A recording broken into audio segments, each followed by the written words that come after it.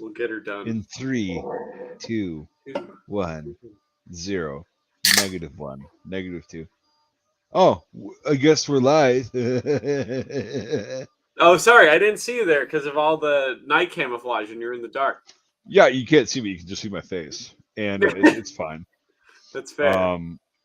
Yeah. So, what the fuck is up? Oh, not much. Just, mixing a drink. Pepsi, good stuff. It's a real, because I cut all the sugar out of my diet, basically. It's a real, Okay. it's a real sugar Pepsi because I only Oh allow. my god, that's such a fallacy. Like, oh, it's real sugar, so it's not sugar. That's bullshit. You know that. Yeah, but if you let me finish here, I'm down to 50 Okay. grams of sugar a day or less, and Ooh, this has a god damn. whopping 39. That's still rough. Like, that's not good. That's still a 39 lot grams of. of sugar? That's Yeah, like it's not good. 15% of your daily value. Okay, so how about this? The average person in the North American continent Yeah. 120 years ago, or actually, yeah, about that, consumed 1 cup of sugar or less per year. hmm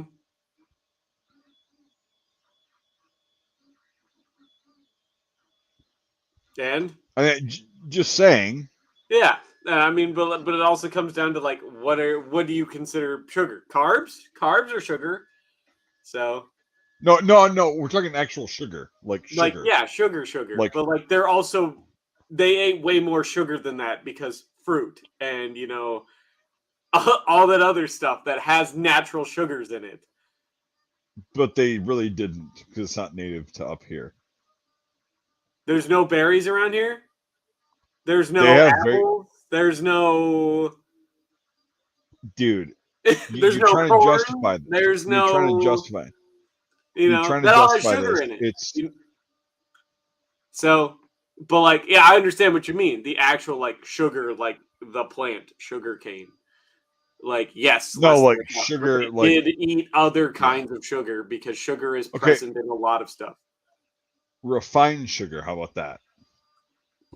Fair. That's understandable. So, but like, no, I'm down to 50 grams of sugar a day. And I mean like 50 grams of like simple carbs in general or less a day. So that includes, fruits and everything else. So simple carbs. Hmm, okay. So yeah, this is basically all of my carbs for today. All of my simple carbs. Because complex carbs are good for you, but simple carbs are not good for you. Okay. I shouldn't say good. Better for you. Okay. I'll just answer that with the same thing. Okay. Fair. So and besides, gluten's the best fucking thing that's ever been put in food. So Yep. and Yep. I don't think I could say no to pasta and stuff like that. But yeah, I'm having a mixed drink because I'm through the hardest part of my week now, in that shitty transition period where everything goes from Halloween to Christmas. Immediately. Yep, Immediately. Yeah. yep. It's like, I have 5 days good to God. turn over like 50 stores from Halloween to Christmas. Yep. It's already happening. Yep, Marketing. for Woo! 4 companies, 4 different companies. Everything's going from Halloween to Christmas in 50 stores. So basically, I have 200 jobs to do in turning stuff from Halloween to Christmas. Yep. And I That's have to get it fun. all done by Friday, and I've got the vast majority of it done. Yeah, but it's fun, right? This might be honestly the best year because of all the shortages of everything. I've got fucking nothing to give everybody. So I just have to be like, sorry, you get 2 boxes of shit. Make it last until December 25th. So, Right. and some stores are already sold out, and I'm like, put something else there. Sorry. Right. Let's go, Brandon. Right. Yep, let's go, Brandon. Ship myself in front of the Pope. Yep. Oh god. And then I gotta pick out, because maybe you guys can help me out with this too. So I've got 2 rifles that I have hunting ammo for. Like not FMJs, basically. You know what I mean? Not FMJs. Not that you can't kill a deer with, an FMJ, but like soft points, and I can use Yes, the we Ishapore get it. 281, We okay. or I could use the Ross Ishpor. Ishapore. Okay, I think I'm leaning that way too, because the Ross is just heavy as fuck, and I get fucking 11 shots with the Ishapore. And if something breaks on that, you're fucked. The only thing I'm worried about breaking on that is the extractor, and I've got spare extractors. Yeah, but still, like, you're hunting out there, you happen to like fall and whatever and like break a stock. I mean, good luck. Fair. I could get another stock if I need to. Yeah, but it's how much money, right? $200. What? $200 for the bottom portion of the stock, because the stock's only 2 pieces in that thing. It's the handguard and stock. Right. I think the set is like $280. And You're actually gonna go hunting this year? Huh? You're actually gonna go hunting this year? Yeah, I'm planning to this weekend and next weekend. That's about the time I can get. So. Do you know how to process a deer? Not like gut it, but Yes. you know how to actually. Yes. I grew up horrendously poor in the north, so. Okay. Of course, I know how to do that. And I'm not gonna fucking pay someone to do it. I don't want to pay for that. The whole point. Yeah, but do you have the freezers? Do you have the freezer space to do that? I do have the freezer space for it. So. I have the freezer space for one deer. So. Yeah. And for one person, that's all right.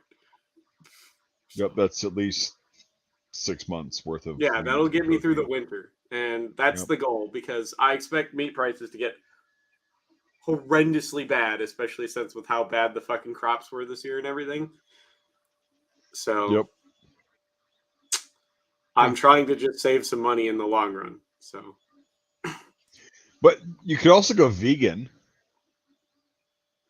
I actually don't have any problems with most of the vegan food, to be honest. So, yeah, but like, I mean, I'm not going to, because cow tastes so fucking good. But like, venison's better. Venison is really fucking good. So, but yeah, I think that tells it. Then I'll take the Ishapore, and that's a little bit shorter and handier than the Rosses too. So, right, and like you have 10 rounds, like you said. Yep. Like, so, and that's 308s, and I got a couple boxes of 308 soft points. So, yep. All I have for soft points is 308s and 303s. So. Dude, for years I killed deer with my long branch. Mm-hmm. You know, I wish I had one, because I would probably use that if I had one, but I haven't fucking. I don't know why I haven't sat down and bought one yet, but they're getting really expensive. They are getting way up there in price, which is why I should just fucking pick one up before they go up anymore. So. Yeah, they're. I'm glad I got that bitch for $200 back in the day, and yeah, because they're like $600-700 now. So. Right. That's a lot. Yeah. For a fucking smelly, that's a lot. Yeah, but like it's here's the thing is like that's the rifle that I made one of my best shots ever out deer hunting with. For sure. 110 yards. That thing was running. Mm-hmm. I had a trail, and it was like 110 yards. I just followed it. Okay, clear for that amount of time. Bam. Yep. Nailed it. And I like the long branch ones too, because they got the fucking ladder rather than that peep shit. Right. Yeah, the ladder. I never used that though. I used the battle sights. The battle sight's great on them for sure. Yep, and it was man, that was a fucking awesome shot. And like the guys that were around me hunting were like, "How the hell did you do that?" I'm like, "Well, I just had a rifle." It's a really good just snap shoot rifle. The SMLE is a fantastic snap shoot rifle. So. Yep. Yeah, and so I'll never get rid of that. That's one of those rifles. Like if I had to sell everything just to like stay afloat or whatever, that's the last. And like five other rifles are like, I'm keeping these. For sure. I can understand But that. I gotta get one though because it's the first gun I was ever issued, and I need it for 2 freaking impressions, so I should just get one. So right, yeah, they're pretty sweet. yeah, they are. I don't know about that. I've used them in the cold. They're all right. They definitely got problems, but it's all the magazine. So as long as you have a Right, good fucking magazine in yours, the thing will run forever. But right. And this thing is it's fucking because like when I was hunting, I've shot. I mean, that was the one deer that I shot, but like no, I shot them when it was like 15 degrees yeah, and snowing, and it's like that thing. I just went bam. The next round was in there before I could even think yeah, about it, that short and it was like throw and okay, that yeah, it works yep, great. But I'll tell you what, once you get down to like -20, they start to lock up. The metal just constricts so much, they start to well, sure. they get That's with real any rifle draggy. though. That's with Huh? any rifle. That's with any rifle. Like if you think For about it, sure. like it's -20s when shit really starts to like break. Heaven forbid you have plastic on your gun at -20. You look so at that thing, that could Baron wants to get explode. on and talk about the mustache competition. Let's do it. Let's do it. All right, I'm gonna send him the link. Perfect. And when he gets in here, we'll talk about it for a little bit, and then I'll go put it in Yeah, the chat. I'm really surprised you cannot hear this fucking printer going on. No, It's it's so loud good in enough. here. No, it's like it's good though that you can't, but like it's so loud and Even with I your had to take it headphones in. on, it's that loud. Oh yeah, it's that's I'm having to listen to you very carefully because It's that loud. God damn. I've never yeah, like it's seen my like work band is here. band is here. So Hello, band. Baron, Hello, my friends. so I explained to Baron last night a little bit about the mustache competition kind of that Mhm. we're having. Yep, Baron's already started, Yep. and So today's you the last day of October. you and Devin are like tied right now. Mine, that's 3 days. You look like you were just born yesterday, Mike. Right, exactly, Yeah. exactly. Ja, genau, Devin, genau. he has to be careful. When he wipes his face dry with a towel, it might be gone. Yeah, it's not good. Oh, But God. I told you this, and so Devin has a good reason why we're doing Movember, Yes. and explain that really quick, Devin. So every year, at least for the last 4 years, before I started rocking the mustache all the time, I used to only grow it in November, and you sign up online. I have an account, which I'll put in a link in there. And if you guys want to donate, as little as $1, it all goes towards like prostate cancer and testicular cancer and just men's health in general donations. We don't get any of that money. The company that's running this usually gets a bunch of other businesses to match it.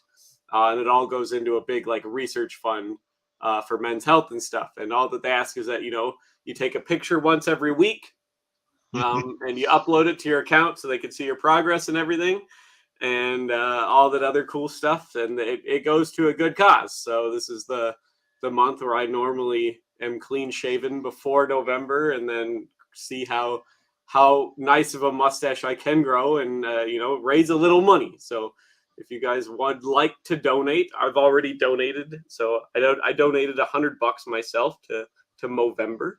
So because Yep. it's something that more people need to be concerned about. But the goal in general is $100, and we have a whole month to get there.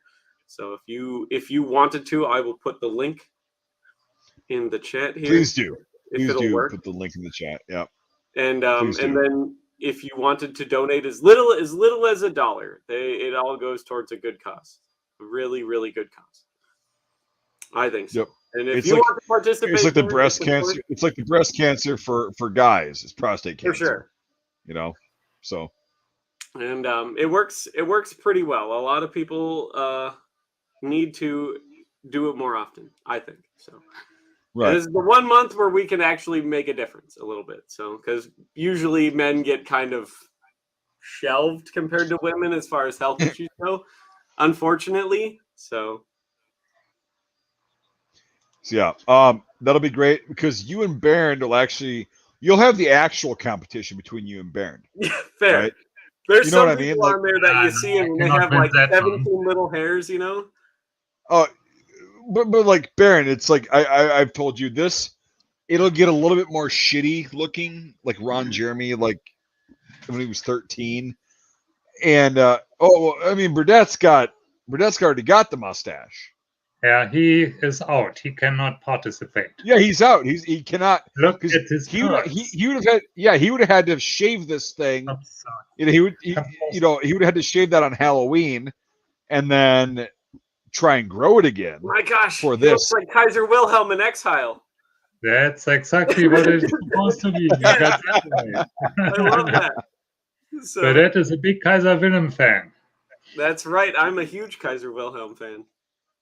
Yeah. Oh well, then you should go down and see. You should go down to Burnett's place and see his Kaiser Wilhelm collection. He has a whole Kaiser Wilhelm collection.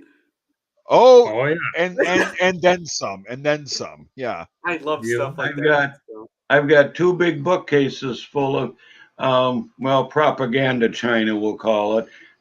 Plates with the Kaiser on it, the Kaiser and Franz Joseph, the two crown princes, nasty little sayings, like my attorney friend that died collected the British royalty. And anyway, I would serve him cake on a plate that said "Gottsstrafe England." That's fantastic. And in my collection, I have what I'm proud of is a dinner plate from Kaiser Wilhelm's dinner set.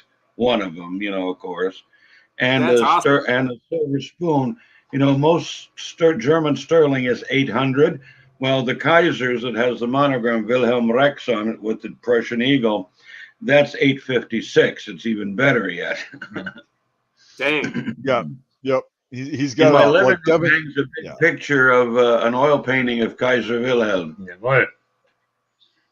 Yep. So Devin, you would go down there and you would feel at home. You'd be like, "This is where I belong." I love Kaiser Wilhelm's like one of the few German people that I like know history about. That's about it. And he's a cool guy. Shouldn't say cool, interesting fellow. Interesting. I like that term. Yeah, I do like that. It's very interesting guy. Yeah. But then again, all the royals of that era are a bit weird. So you know what I used to tell my lawyer? What? You can say anything you want, but the Queen of England died in the arms of the German Kaiser. Fair. Did you know that?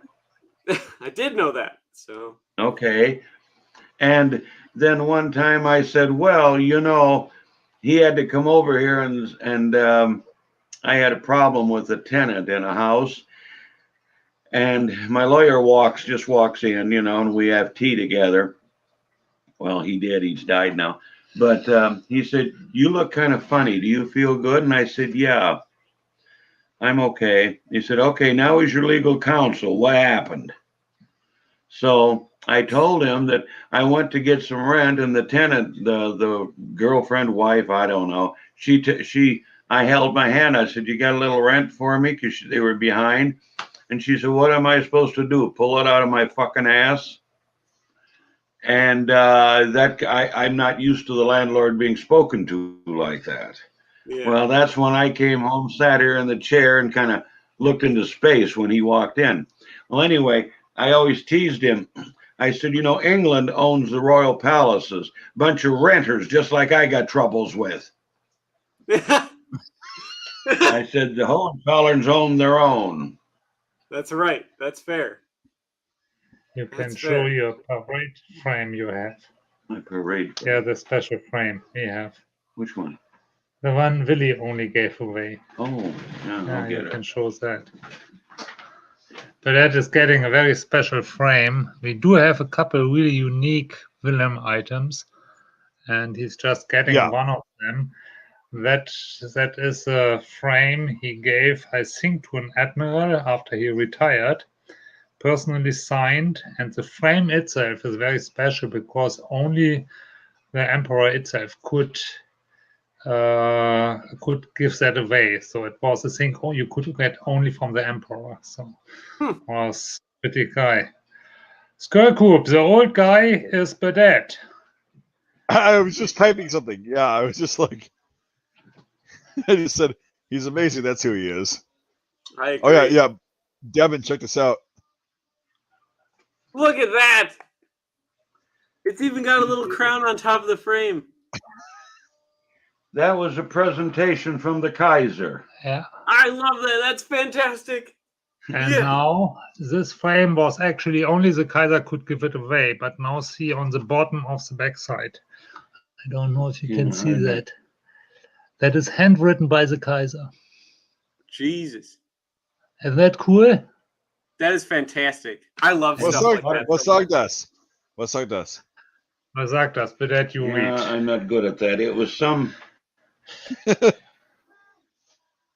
Now he has I to don't figure it know. out. He don't know. Von Wilhelm II, König von Preußen, to, I don't know, it's this guy's Terhoff, I think his name was. I don't know. It's okay. I was putting you guys on the spot. I'm sorry. Yeah, it's No, that's all right. it's all good. It's all good. You need to get your magnifier out again. Yeah, and it's signed 1895 and signed by the Kaiser here. Yeah. Yep. All right, Mike. I had to send it to you in the private chat because I guess it didn't show up. On here. Yeah. All right. I will. In the private chat, I see it, yeah, but not in the open chat. Yep. Yeah, I'm Maybe gonna post that to the. I'm gonna post that to the over public here. one because I'm guessing I it don't think probably so. blocked it because it's a link. Yeah. Yeah. Yeah, it could be. So it's everything helps. Just a little bit of a donation goes a long ways to help everyone out. So, and you'll get to see my progress on there. It's not good, Devin. It's not that great. So, but yeah, maybe I'm by sure the in end of the 5 month- days. In 5 days, you and Baron will be, rocking that stash. That lovely stash. And I think because Baron can grow a pretty mean mustache.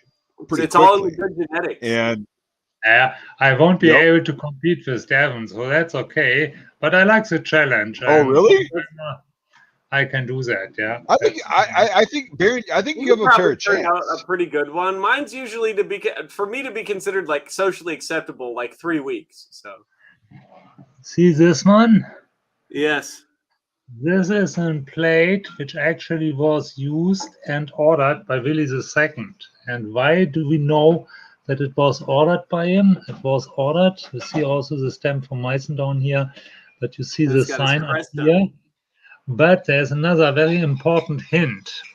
This pattern is a long-standing royal pattern from the German royalty, and every generation added something to the pattern. And Willy added, other side, added this butterfly to it. So the generations before, the plate had all of this stuff and had all of not so Just easy, without the all little of butterfly them on it? That's except so of the cool. butterfly. Except of the butterfly. Isn't that cool? That's fantastic. Yeah, so that's really, really interesting. And let me see. Yeah, Devin, you would. We'll have to take it. We'll take it down. I love stuff like that so much.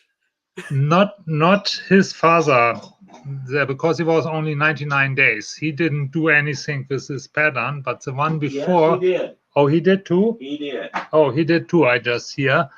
Then he was the one who added the butterfly on this side, this one here. See that? Yeah, on the leaf there, the flower. Yeah, that one. So Did he you added show him that the back? one. Yeah, I showed that. That tells when it was ordered. Yeah. So see, this one was ordered in 1900. Oops. Oh, Not too geez. easy. See, can you read it? Plate. Yeah, It's so blurry, really but yeah. cool. Yeah. Yeah. And so the bottom line is, or as you would say, Baron, the point is Devin and I have to take a road trip down to your guys' place and see all this stuff in person. Oh yeah. again Then for you me, even but can like touch it. yes, Can you see it? nope, it's blurry. It has I can see the perfect eagle and eagle stuff. on it. And then if you flip it around on the top, it has Wilhelm Rex. Can That's you see? awesome. Pretty cool. That's very cool. I love stuff like that. So, yeah, this is very unique. Yeah, that's actually stuff you do not find all over the places. Yeah, and there you need to have also a little bit luck that you are just at the right spot at the right time in order to acquire something like that. You know, For sure. I think I only got one thing that's similar, and I don't know where I put it. I don't know if I hid it somewhere or what I did. Aha. So you guys might be familiar with somebody. He is an American guy. So this is a teacup and a saucer set from the White House from when JFK was president. Ooh, cool. Right? He has a teacup and JFK was president from the White House. Oh, wow. Teacup. Yeah. The Cool. presidential seal on it. And they had a blue one. Yep. So, and I have the matching cup to this saucer. Yes. That is always the tricky part, to get the matching stuff. And then we have 2 cupboards full of this stuff. This is just one of them. We have 2 cupboards full of this. Those are all like little cuts around the outside too. That's way intricate. It says on there, ich kenne keine Parteien mehr, ich kenne nur Deutsch. You understand? I don't know any parties anymore. I only know German. And that's 1914, 1917. There you go. That's cool. And then you cannot really see it, but up here is a stamp in it. It's not colored, it's just stamped in. Very cool, yeah? Yeah. I love that. Yeah, so Devin, we definitely have we have to, because like when I was in Burdett's place, I was like overwhelmed, and I also had to do the trailer, like the gear sorting. I'm like, I want to look at this shit. I have to go to this shit. And I was like, yep. And he showed me all this stuff, and I'm like, holy, I'm like drooling, and I'm like, no, I have to stay on task. I have to stay on task. Okay. So I think the first time was like, other than seeing all the stuff in the background all the time, was when Bernd was talking about the record player, the old phonograph machine. Oh, I was like, oh my god! You have no fucking clue what Burdett has collected over the past 60 years. Oh my goodness! You have no clue. I might have a special for you and for our listeners. Let me see. Burdett, can you play one of your loud phonographs with a very special song which TJ and you were singing in the basement? Yeah, ask Jörg. You need to play that. That's now your task to do. Well, wait. When was the song made? Because YouTube. I will not tell. No, but YouTube's really, really big on like music copyright and shit. So it was probably made super old and not copyrighted. How many years are copyright? But on the other hand, here this is just a live sync, and we are playing from a record, so there shouldn't be any copyright. It's not being monetized. It's not being monetized. It doesn't matter. No. It could be a copyright. Well, okay, claim, okay. So how old is this particular? It depends on, because it's not really like the copyright. It's all about who owns the rights to it. And so if something that somebody hasn't placed into the public domain, we could get flagged. If YouTube algorithms recognize it, because that's one thing they're really well at catching is music and stuff. So ask Burdett when he gets back how old this is, because anything after I think 90 years or something like that or 80 years is like good to go. How many years is I saw it 65 years. How many years is it actually copyrighted? I saw it 65, but I'm not sure. Well, if it is 65, I don't have a problem. It's not a copyright thing. It's a who owns the rights. It's a weird thing. There is no one owning rights on that song. I'm pretty sure about that. Okay, then it's probably all right then. So yeah, I think so too. Worst case, yeah. Worst case, you have to play it really loud, or you have to bring something over here. So all right, give me like 1 minute or 2 minutes. I give you guys a hint. In Germany, it is forbidden to play it. Oh no! Well, that's always good. Oh, in Germany, it is forbidden. In Germany, it is okay. Forbidden. So is it the one that he played? Is it the one he played when we were there with Riley? That's the one. Yes, it is. Okay. Yeah. You're the only one who I gotta know. like put my seatbelt on for this, or like? No. I think you will like it. I think you will like it. Yeah. I'll be back in a minute. But yeah. Check it out. How he's going there. I'll be back in a second. All right. I'll hold down the fort. You need to be really loud.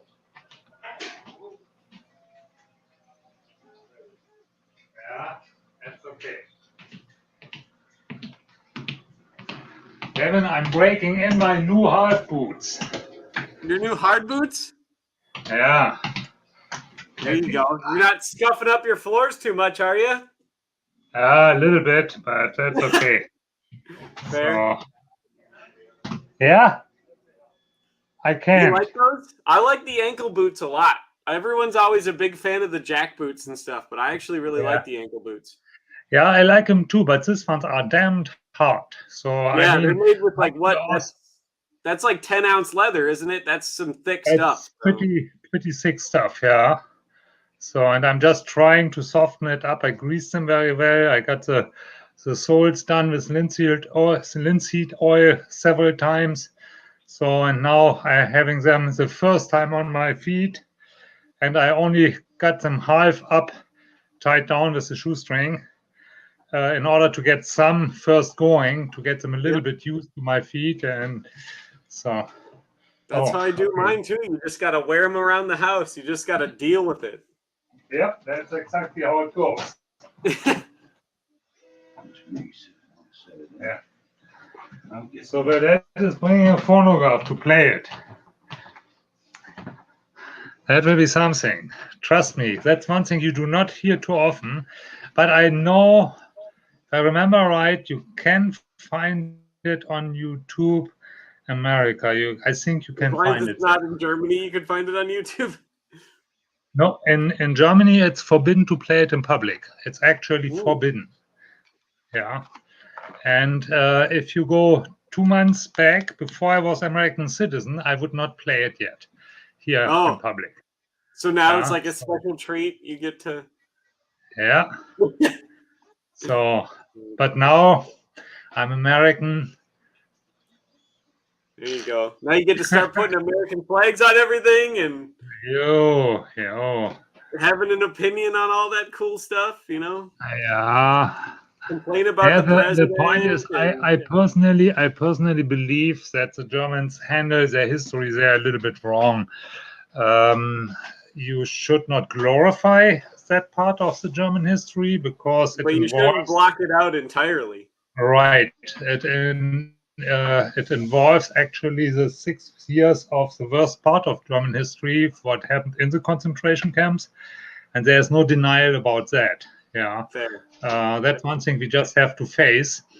And but on the other hand, it's part of the German history. You shouldn't completely put it away or forbid it, because that just causes the opposite reaction. You know. For sure. I mean, America and Canada and everybody also have their fair share of history they don't teach about or very briefly touch on and then move on from. So.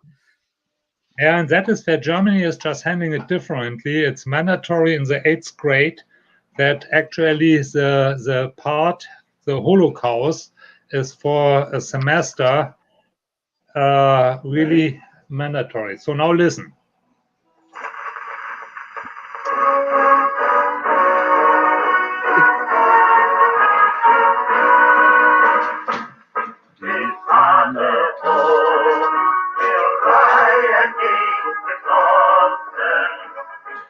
Sommerschild, in Ruhe festen Schritt, Kameraden hier und Reaktion erschossen, marschieren im Freien, in unseren Reihen mit, Kameraden hier und Reaktion erschossen, marschieren im Freien, in unseren Reihen mit, im Wasserfrei, den braunen Bataillonen, die Straßen frei, den Vollabteilungsmann. Es schaut auf Tagesmann, voll Hoffnung und Millionen. Der Tag für Freiheit und Geblutlich an. Es schaut auf Tagesmann, voll Hoffnung und Millionen. Der Tag für Freiheit und Geblutlich an. Zum letzten Mal der Sturm allein geblasen, zum Kampfe stehen wir alle schon bereit.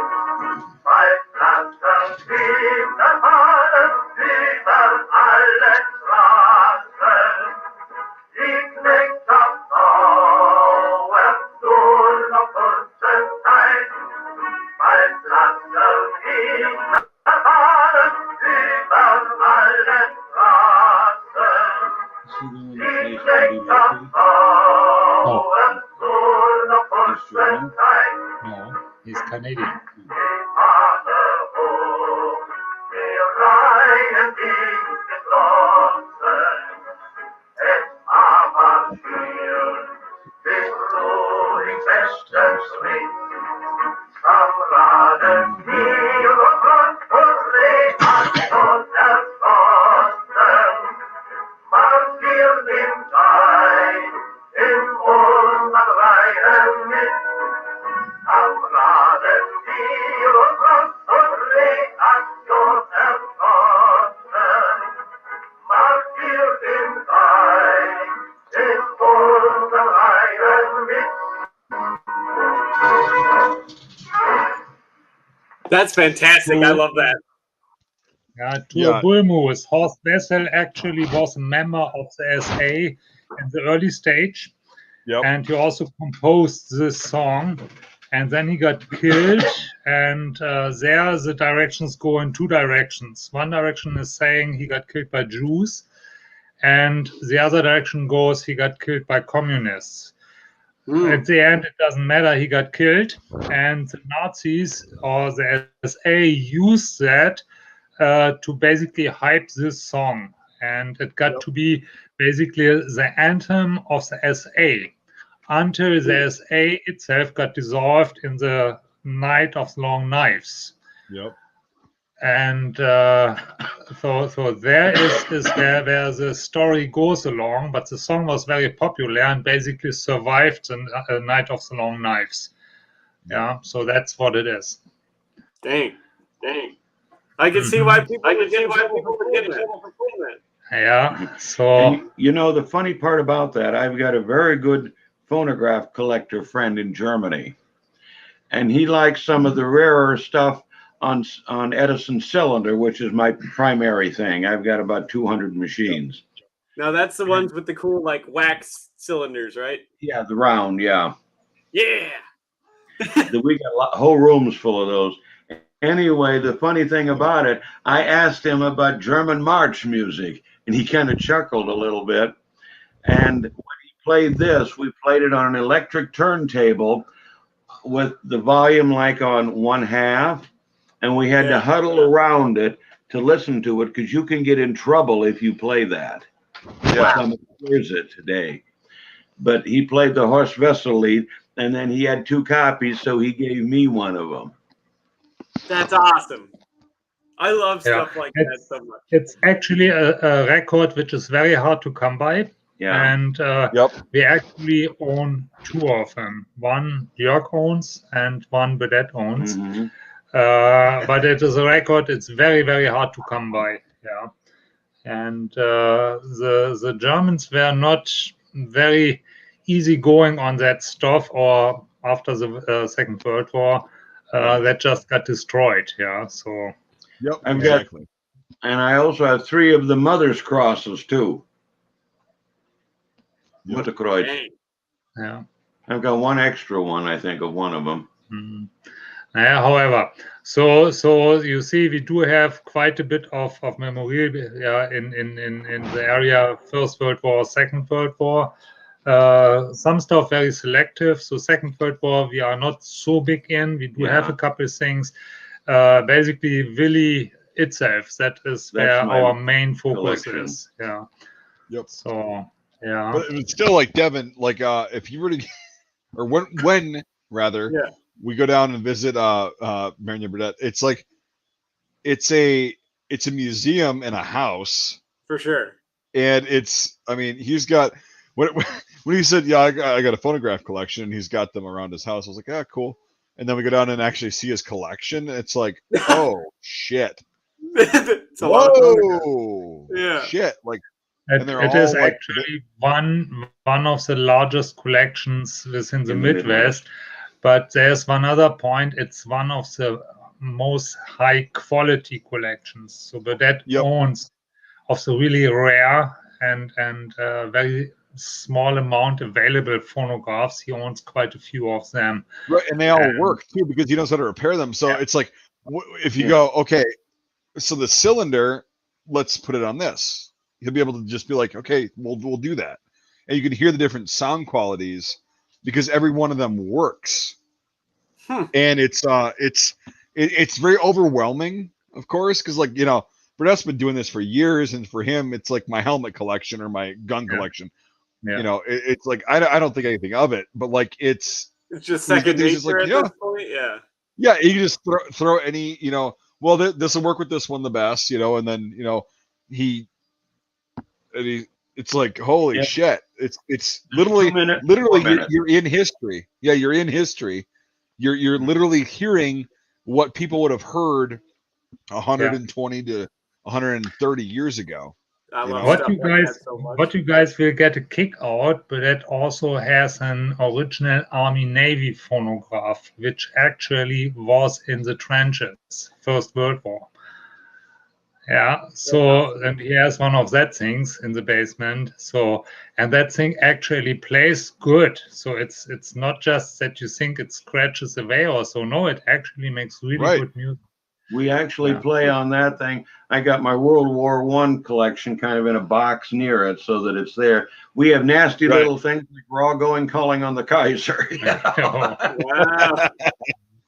Yeah, and it's so good. Like, yeah, Devin, I didn't know you were into that stuff as much as Dude, you I'm are. all And about so anyone can put together a uniform and stuff like that. There's tons of things like that, but it's like right, really getting all the little nuances that really like make an impression and make a display and stuff like that. Like one of my favorite things is like my Finnish impression. Like I have money. I have like 30s dated change I keep in the pants pocket because that's one of the things that like makes the difference, Right. Things like that. Like I went out of my way to get 1930s dated Finnish change to keep in the pocket, and it's well, and that's one of those Burdett. Like when I first met him, it was with Jorg down in Rockford, in Illinois, and doing the World War One and World War One weekend, and I met him, and the next year we actually filmed the "Don't Do It Again" soldier thing, right? Yeah. Like the film that Jorg made. Your vignette style thing. Jorg, Jorg, he happens to pop in right here, of course. Yeah. And so we filmed that, and then the next year at Rockford, they actually showed that on the original projector. And then Burdett was in charge of the phonograph, like the music to go along with to it. go along with the projector, Yeah, because that's like how it would have been done. like it would have been back in the day, right? That's awesome. Yeah, I'm all we about did that that. immersion. dude, it was awesome because we were watching it, and Jorg's getting his film shit set up, and then Burdett is up there with his phonograph, the correct one, with the correct soundtrack and everything, the whatever, and so it puts it together, and then you could hear it's not like you're hearing it on a like through a film, you're actually hearing the projector moving behind you, around, and then and you see it in front of you, and then Burdett is up near the film with the phonograph, playing at the right time and everything, and it was so awesome. It was so. It was like, we're seeing a short film, we're seeing a slapstick comedy film, and then the people like Jorg was there. He's like, people just want to see it over and over again. Yep, it was like, let's just keep doing this. It was so fun.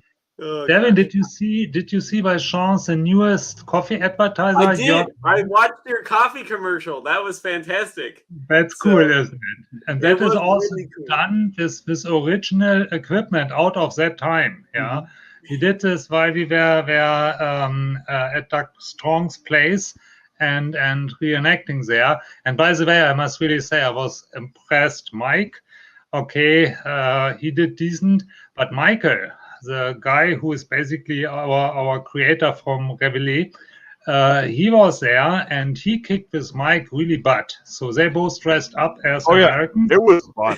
And they basically were the ones who ambushed the Germans. The Germans from Doug's 353 infantry reenactment group were basically practicing tacticals, and they both ambushed them. And they both really kicked butt, so that was cool. Yeah, but Mike got into it. It was awesome. I really have respect for Michael, because he got at that day from Mike the whole uniform plus new shoes, and he put the shoes on, and then he runs the whole day really ambushing Germans, including in the evening doing this Jörg, this coffee advertiser, in this new shoes. And I visited late in the evening at the hotel room, and his feet were just hurting, which I understand. I'm surprised he wasn't able to just dump blood out of his shoes. Like, really? Shit. But it was amazing how he did around. Show that. This is something you don't see. Ooh. Jesus. January, June. That's a book you don't see often, and it comes with records. I don't know if you can see it. It has both records, 1 and 2, of Adolf's speech. Yeah. So this is something, it's very hard to come by. You can get it, if you look long enough, you will be able to find it. Right. But it's also one of the things which are a little bit more rare. Yeah. When you come, we'll play it, okay? Perfect. Yeah. I love stuff like that so much. It's the tiny little details and the cool original stuff. I love things like that. We'll have to, Devin and I will have to come down there and just, for a weekend or something, like just hang out and try to take it all in. For sure. That's like my idea of a vacation, and nobody ever thinks it's like an idea of a vacation. I'm like, dude, I want to walk around museums and see shit and stuff like that all the time. And people are like, no, I want to go sit on the beach. I'm like, what the hell's wrong with you? I mean, you will be up with us in March to do the shooting for the movie. And you will be playing Bloated Corpse #1, I heard. I'm not quite sure, but I heard something like that. And on your way back, you just might stop at Burdett and just plan 1 or 2 days staying here, because there's a lot of things to look at and just to enjoy and spend time with. Trust me. For sure. That sounds amazing. My friend Jens, he has a set like this too. And he said he had another set that was missing one of the records. And then he said, well, guess what? I ran into a record. So he sold me this thing. Actually, me. Oh, you? Okay. Yeah, I paid for it. Oh, you paid for it? Oh, shit. Yeah. Well. Yeah. But you had to take Details. it along because at that point I was not allowed to take anything like that out of the country. For That's sure. also I can funny, see that the Yeah. Germans, it's himself, or you are allowed to own it, but you are not allowed to present it in public or to take it out of the country. That's very interesting, I think. Because For I sure. You're know also allowed Yep. to sell it, but you have to do it very quietly behind closed doors. yeah. So you cannot Yep. you can go to a flea market, but then you have to cover all the swastikas, and then you can offer it there. Right. And on the flea market, there's actually police patrols going around and checking for Checking that. all that stuff. Oh Yeah. yeah. But here's a funny that's one. fun. Though. We went into Leipzig. That's the biggest flea market in Germany. Yeah. And people had their little medals and stuff with the little orange or green sticker over the swastika. And then we walked into this one hall, and right there on the wall hung about an 8 by 12 foot flag, and that wasn't covered. Yeah. Yeah. You don't know It's- how long it was you know, hanging there. yeah. So, But then I went 2 through. hours tops. Yeah. 2 hours tops. I went through customs, and this one customs man, real rough old man, he said, "Die können Sie nicht haben." Do you understand German? you can't have that. You can't have that. Because he opened my camera case, and I had it kind of hidden in the camera case, some like Iron Cross and stuff like that. And I said, "Die kann ich haben. Ich bin amerikanische Staatsbürger." Yeah. I can have those. I'm an American citizen. Weg damit, he Right. said. He shoves it away, I thought, yeah, that's what I thought. Yep. Yeah, exactly. Yeah, funny go fuck part yourself. Yep. I was traveling this Burdett. If it would have been in my case, Oh, they shit. would have confiscated it. It would have been gone. Right, because you're Crazy, isn't it? because you were a German Yeah. citizen. Yeah, it's like you weren't an American No. citizen yet at that point. And Yeah. now, fair. to be clear for everybody in chat, Barron is now an American citizen. Woo! That's right. He's got to get like a cool American flag cape and like an American flag shirt and American flag hat and some of them sunglasses with the American flag on it. Yep. And so a little But flag. at that point, though, like, yeah, you're right. It's- You're it's right. At very that point, Whitey Whitey with they a would- big eagle on him, like. It's very funny. In the morning of that special day, Mike, Michael, and some other guys went to Burdett's farm to do the real life ammunition shooting for the trailer, while Burdett and I were going to Des Moines in order for me Yep. to get sworn in as a Swear in citizen. as an American. Yep. So I got sworn in as a citizen. At 1 o'clock. We hit the interstate, hit the first Yep. gas station, a Quick Star. I shaved my mustache off, which I'm now regrowing for your competition. And then we hit with shaved, hit to Iowa Falls, where I became again a German, Walter Brander, for the trailer release. For the movie. All on the Yeah, same but- day. but okay, Something? But okay, Baron, what was the first thing that I said to you? Wait, when you got there and I went up to you, what was the first thing I said to you? I think congratulations, but I'm not sure. Yeah, okay, well, not that part, but like, yeah, okay, I said congratulations because I welcome you. But like, what was the next thing I said to you? I don't remember. I said, now that you're an American citizen, I don't have to be nice to you anymore. You're no longer That's a right. guest in our Oh, country. yeah, That's right. Yeah. Now you're just another regular old piece of crap. Yeah. Yeah, now I can treat you like I want to treat you, and because you're not special anymore. You're no longer a guest. You're a citizen. So whatever. Yeah. You know Devin, what my reaction was for that? I just turned around and say, get my gear straight out. Right. Exactly Bam. what he said. Bam. Exactly what That's he said. the perfect He's like- response. He goes, okay, well, get my gear straightened out. And I was like, I love well, yeah, this is fucking awesome. Like, yes, that's exactly what you should say. it. Sounds like you're taking really well to being an American. Yeah. Yeah. So Mike No, trained it me was very awesome. well. So therefore I'm well prepared. So don't worry. Oh, don't ingratiate. No, don't do that. I mean, I don't It's- see an American flag shirt or an American flag hat. No, Like, Yeah, I until have. guess what? until you have Baron's a cowboy hat and an American flag shirt, like, it's like, Baron's wearing a fucking Look what tracksuit. I I mean, actually how have much- handy here. Look what I actually have handy oh, here. in the BGS, you were. Well, we can't see you, of course, but look at that. yeah, Bundesgrenzschutz. Yeah. I like those Oh shirts. well, we Those are still can't cool. see you. Yeah, the green ones, they're awesome. Yeah, no, his uniforms were awesome, but no, it was so funny. Like, I literally like, we're not joking about this either. Like, I went up to him and I said, "Hey, man, congrats! Like, congrats on being a U.S. citizen, man. Good to have you here." But like, And I was also like, go after yourself. Like, I literally after that I said, "Now I don't have to be nice to you anymore. Like, I can just be a dick, like I am to my fellow American Like citizens, you and ever I'm not had going to the treat you ability any." to be nice.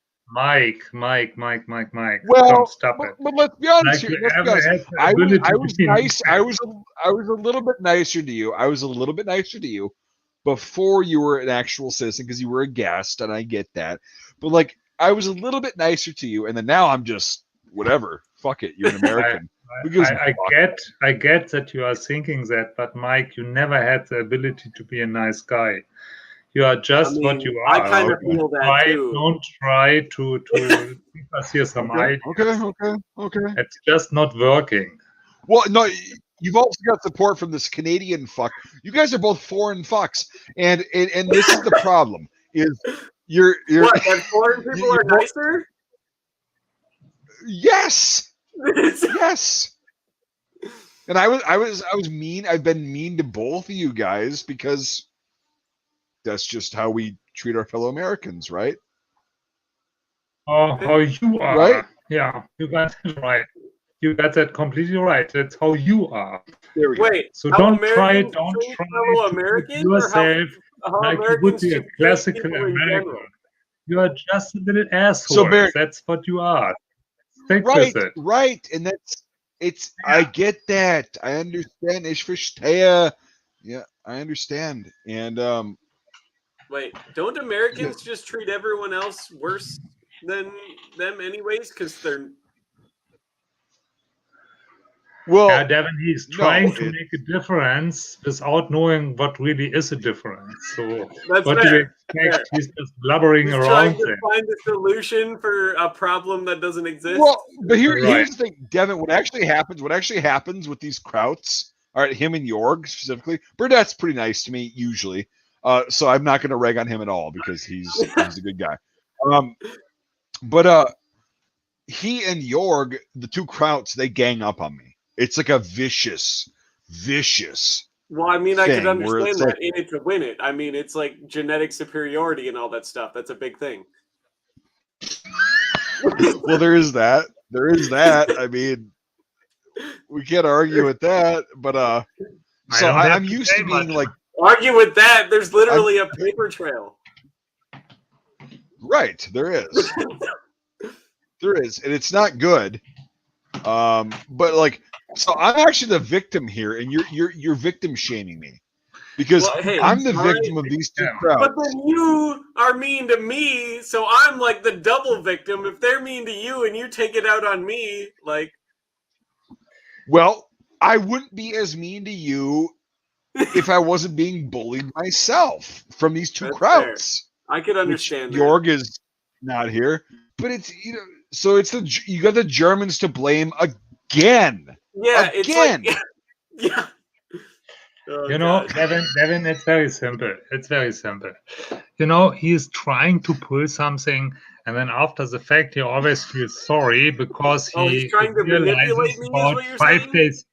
He always realizes about 5 days later what kind of bullshit he was talking. And the hat I'm right now wearing is one of the samples how he tries then after the fact to make it right again. I have to show you. You see the hat? It's a very nice one. Yeah, but I have to show you something. He went to really big lengths. Can you read the stamp inside? Can you read the stamp inside? No. What's it say? Ah, damn it. It says exactly. It says manufacturer is Clemens Wagner as a manufacturer, 1941, and it's manufactured in Braunschweig, which is actually Wow. my hometown. Look at that. So and he gave me that. He gave me that when we met up for the reenactment training at Doug Strong. He gave me that because he felt so sorry about all the bullshit he tried to pull. That's fair. So, I mean, Mike's always pretty nice to me in the end anyways. So yeah, he always tries to make it right after the fact. That's why we still are talking with him. And on the other hand, we know that he's our big man baby, and we have to give him a little slack there. So that's just fair. what He does show me a lot of cool stuff when I go out there and help him all the time with all his big projects. So yeah. My big projects, yeah. Yeah, like how'd your garden turn out? I haven't seen how that's gone since I helped you plant half the thing. Yeah, so the ballistic tests, they went very well. That went well. Okay. I got tomatoes. Mike, You got tomatoes? That's all that's left? Devin, what I wanted Jesus to Christ. When we did the trailer, we actually used live rounds, and we didn't play an Alec. Yeah, we did not play an Alec. Yeah, so I just want to point that out here. So it's. I was actually so Baron. And honestly, I was talking to Reed earlier. You know who's going to be in the beginning scene. Yeah. And I was just filling him in. I'm like, yeah, it's a feature now, so you're going to have a little bit more lines. You got to carry a rifle. And I told him all that shit, and he just like, yeah, I'm fine with that. Like, I trust you guys. And like, I said, yeah, we're going to make sure you guys are safe. And there's 4 layers of safety. There's like, a every war time on. somebody passes a the well, no, but like every time safety. There will be even more because before I give anybody a rifle or a weapon into his hand, I will educate him about the function of that baby. So when he gets in and this was also planned. Yeah. This is also planned before this even happened. Right. So let's just put that out there. We this don't was need planned. a second Alec Baldwin incident. Right. And so we had this shit planned months ago. And it was like, okay, here's how we're going to do it. Like, literally everybody on set will understand how to clear a weapon, make sure it's clear, and all that stuff. Everybody on set, not just the actors, not just us, not everybody. Cameraman, everything. Yeah. Literally, yeah. It's not an exaggeration. Like, everybody's going to know that everyone is safe, because you don't want somebody accidentally picking something up or something. Yeah. Fair enough. Well, and here's the thing: is we're like Baron was saying, we're going to be using live rounds for our firing, and I'm 100% sure that there's going to be no fuck ups because we're just going to follow basic protocols, and that's going to be so fun. It's going to be kicking people there, and I'm gonna wait for that one to be fully done before we say there's going to be no issue. Okay. Well, here's the thing: is I'm confidently saying this now, and you can come back in the streams and be like, "Oh, whatever." But like, I don't think it's gonna happen. Like, no, I mean, it's so simple. It's like if everybody's on the same page. Yeah. If everybody's on the same page, which they're going to be, it's not that difficult to be safe with firearms. And using them, and like the funniest thing will be like this podunk group of people that were pulled together from all over the country. Yep. Shot a film that's awesome with live rounds, mind you, live rounds, and nobody got hurt. Nobody even came close to getting hurt. Oh, well, how the fuck does that happen? Oh, well, pretty easy. Pretty easy. First day, somebody breaks a leg. Didn't get shot. That's fair, but I mean, that's an injury still. Well, but you know what I mean. Like, but like, if nobody's gonna have a firearm injury. Nobody's gonna have a firearm related injury. Okay, got it. Yeah. Right. It's like the point is, and I said that directly after that was happened. How stupid is it to pull out of distance from 2 foot a trigger on a weapon pointed at the other human being? Excuse me. Even with not hot bullets. If you have a test bullet in or Blanks, not yeah, bullet, blanks, yeah. Yeah. It doesn't matter. Yeah. you have blanks in it.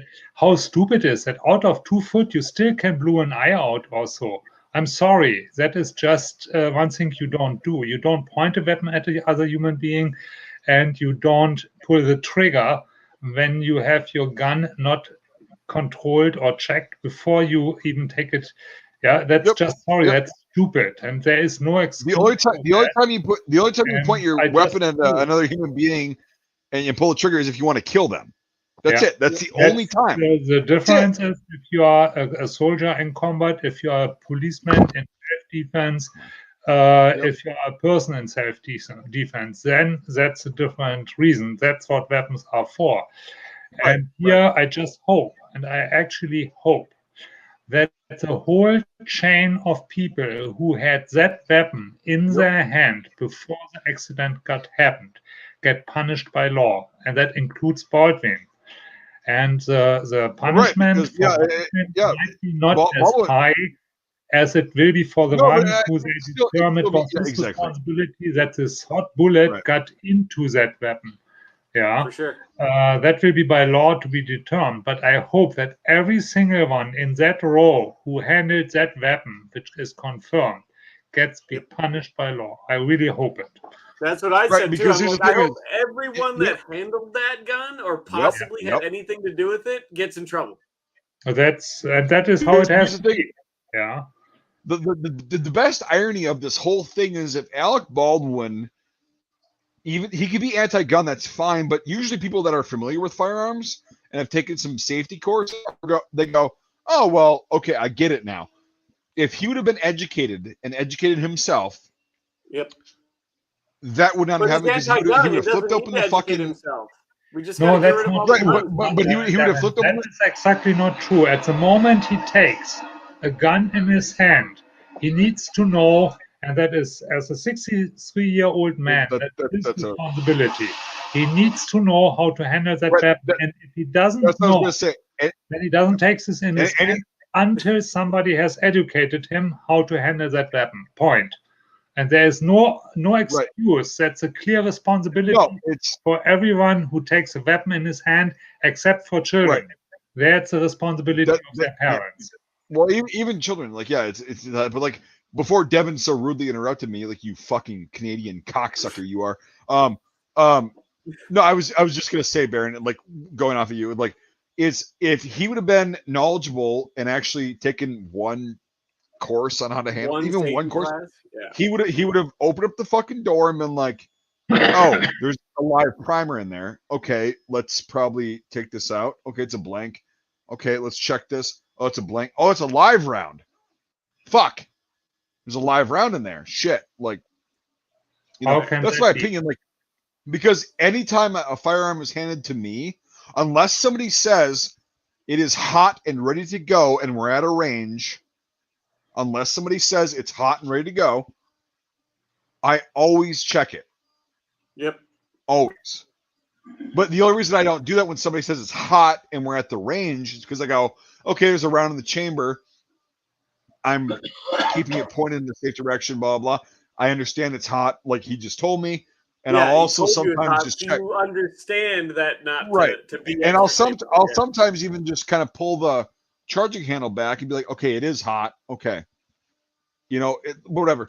That's the only time that I will not actually check a weapon, but I'll actually be firing it. Now, if somebody just hands me a firearm and goes, here you go, I go, okay, drop the magazine, which is also firearm education. Know how to drop the magazine, right? On there, so many different weapons are so different. Drop the magazine, and then I would go, fuck, there's a live round in the chamber. Did you want that to be in there? Like what's going on? Drop it out and go, okay, now it's no magazine, no round. Okay, it's clear, still on safe, still pointing in the safe direction. What's going on? Why did you hand this to me loaded? Like what are we doing here? Okay, well, I just wanted you to shoot it. Well, then tell me it's hot, but okay. Pop the round in the magazine and then start shooting. But it's like anytime somebody hands a weapon to me and doesn't say anything, check it. or even if they do, you still check it. You just go, okay, so this is all right. So there's rounds in the magazine, but not in the chamber, so it's amber.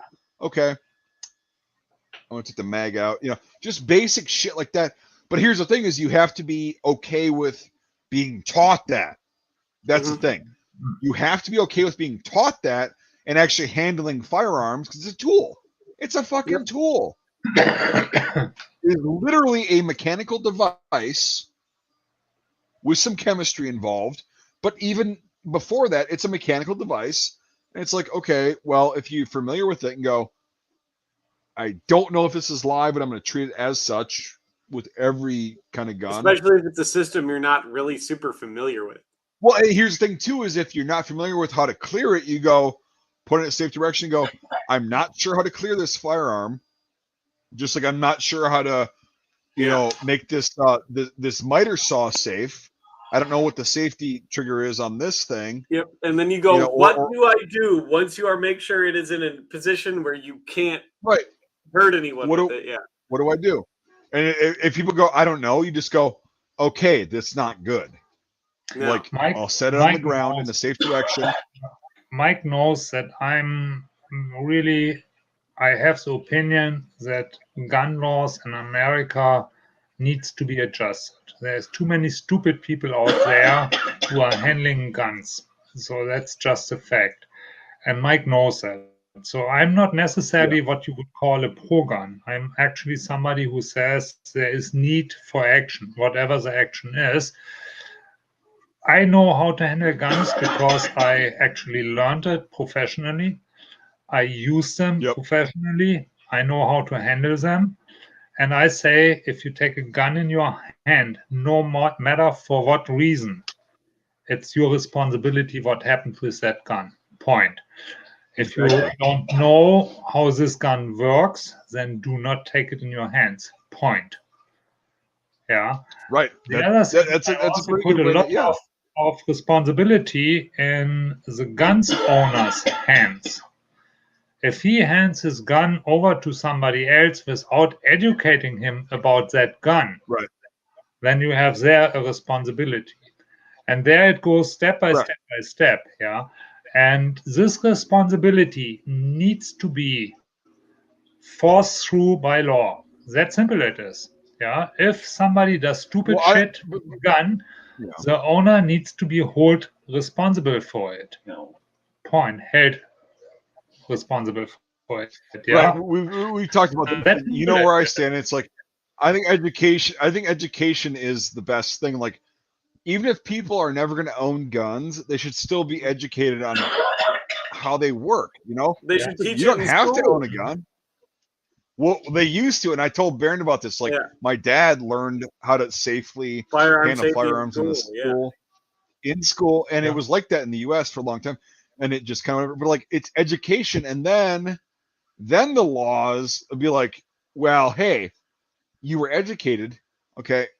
There's no excuse. You fucked up, big time, And but here's the thing: is my dad taught me how to handle firearms safely, and knock on wood, I've been pretty fucking safe with them my whole life. That's fair, right? And it's like, just because it's ingrained in me, like, okay, this is a powerful thing you have in your hand. What I really like when we are on set and when we are going to do the live round shooting, we do have several guys on set who actually served in the army, who actually know about guns, who dealt professionally with it. And we will enlist every single one of them to make sure that whole thing is safe. There will be a lot of eyes on what's going on, how it is handled, and stuff like that. But like I said, they're not going to be treated any differently. They're not going to be treated any differently.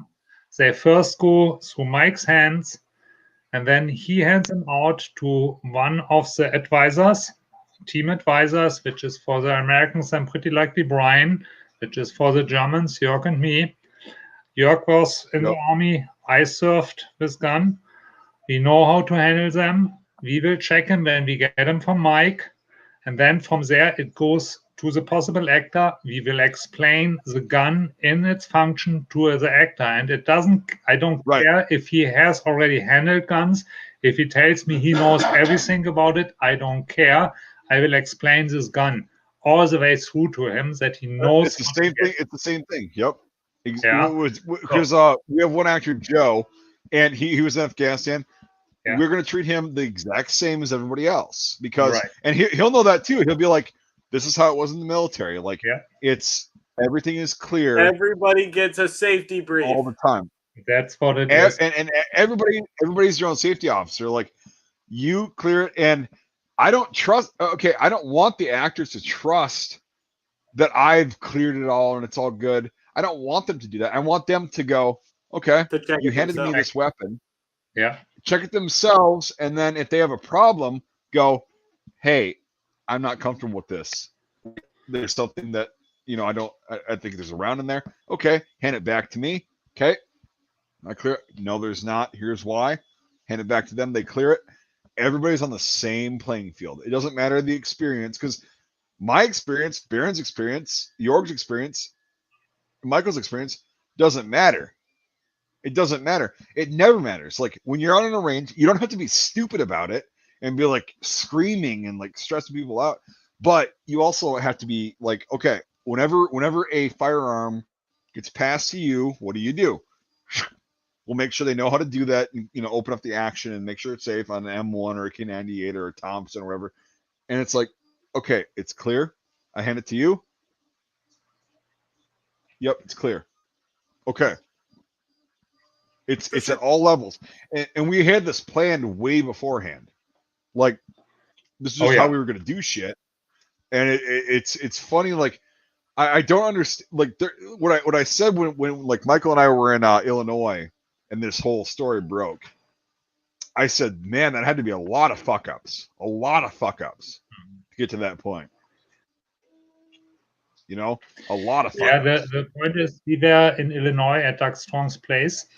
And in the morning, the first thing, before they started any reenactment training, they had a security briefing how to handle which distances are safe to still shoot blanks. Yep.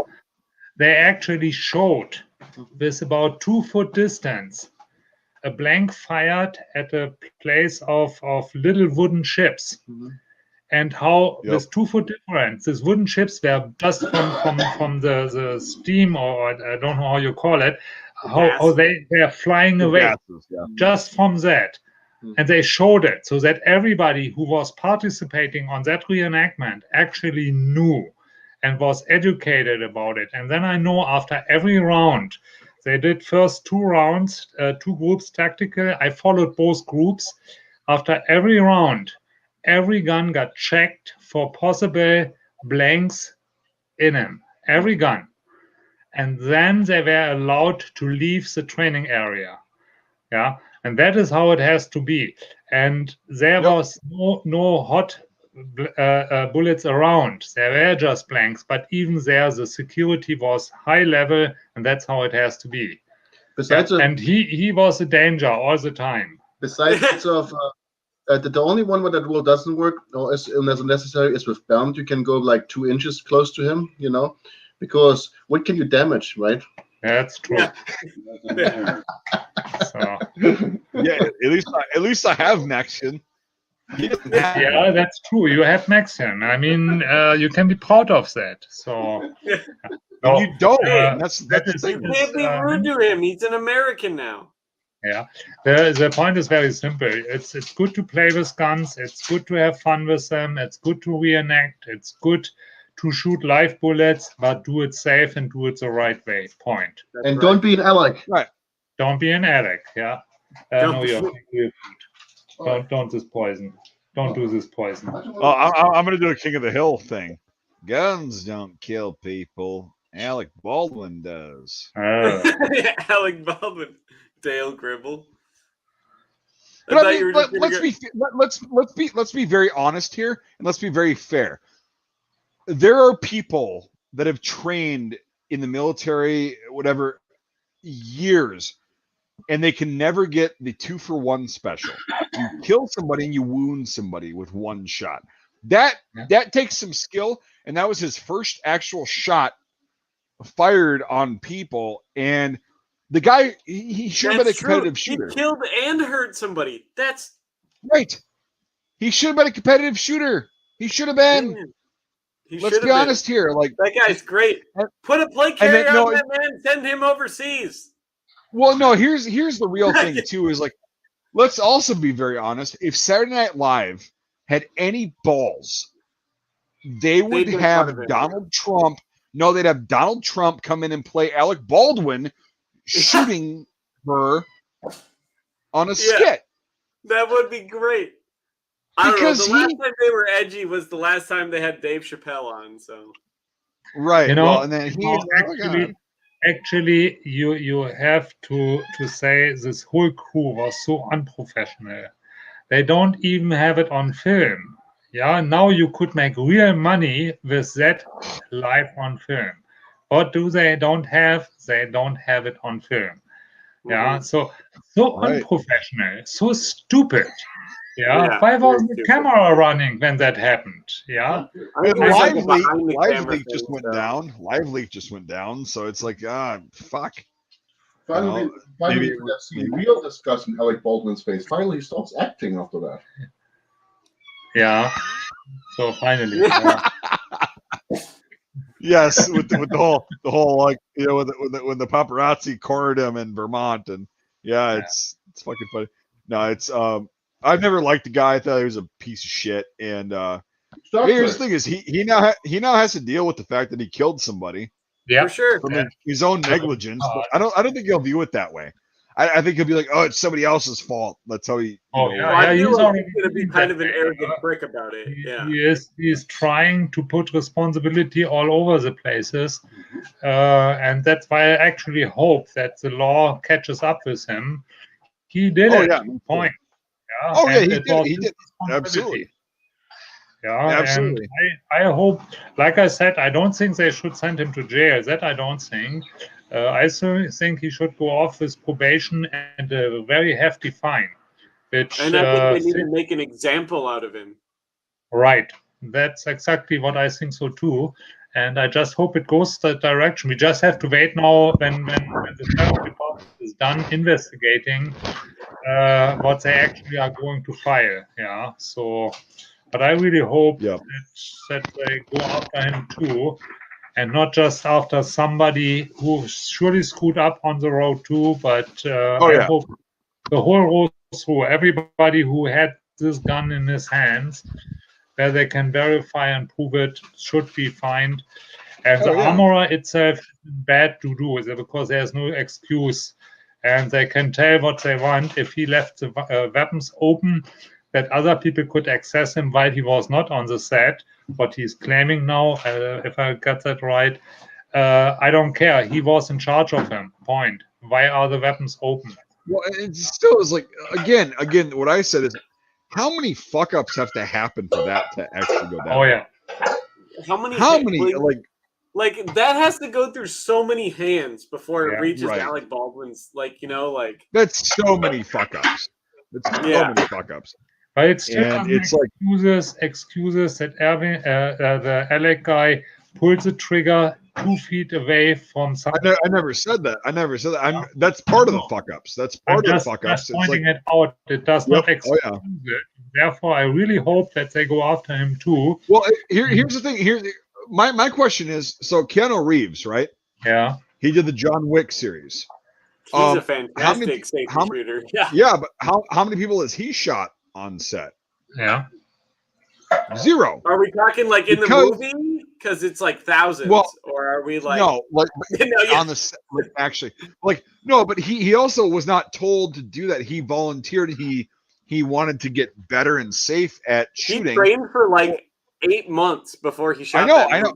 On his own terms. On his own terms.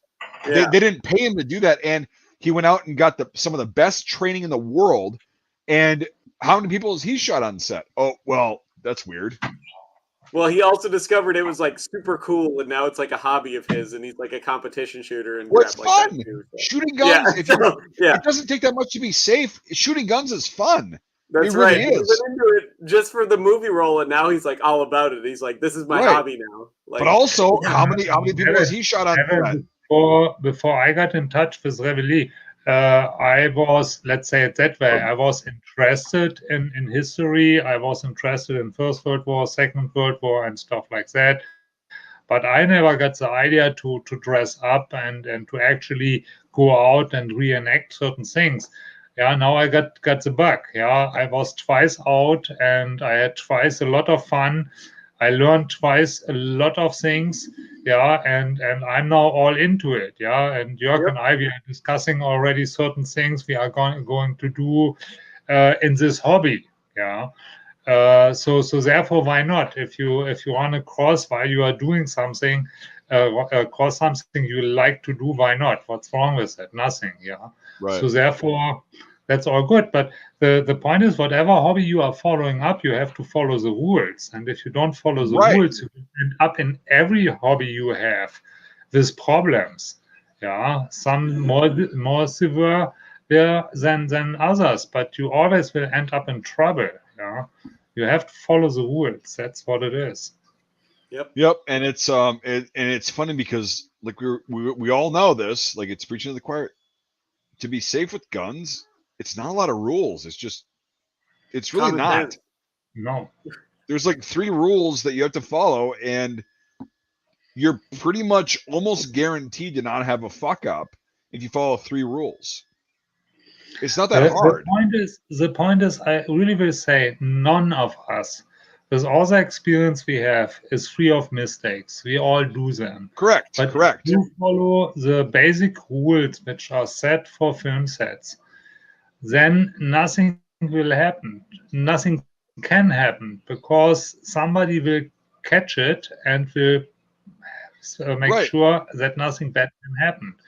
And that's the important part, yeah. And that's why also, right. So, the whole fuck up one after the other. Everybody click was trusting, and that's where the problem is. That's exactly right. And that's the thing too. Is it's like, so when we are shooting literally and figuratively, like shooting the set and whatever with live rounds, if anybody, because we're going to educate everybody on set to be this, if anybody feels unsafe, they can just go, all right, we got to stop, ceasefire, stop where you are, freeze.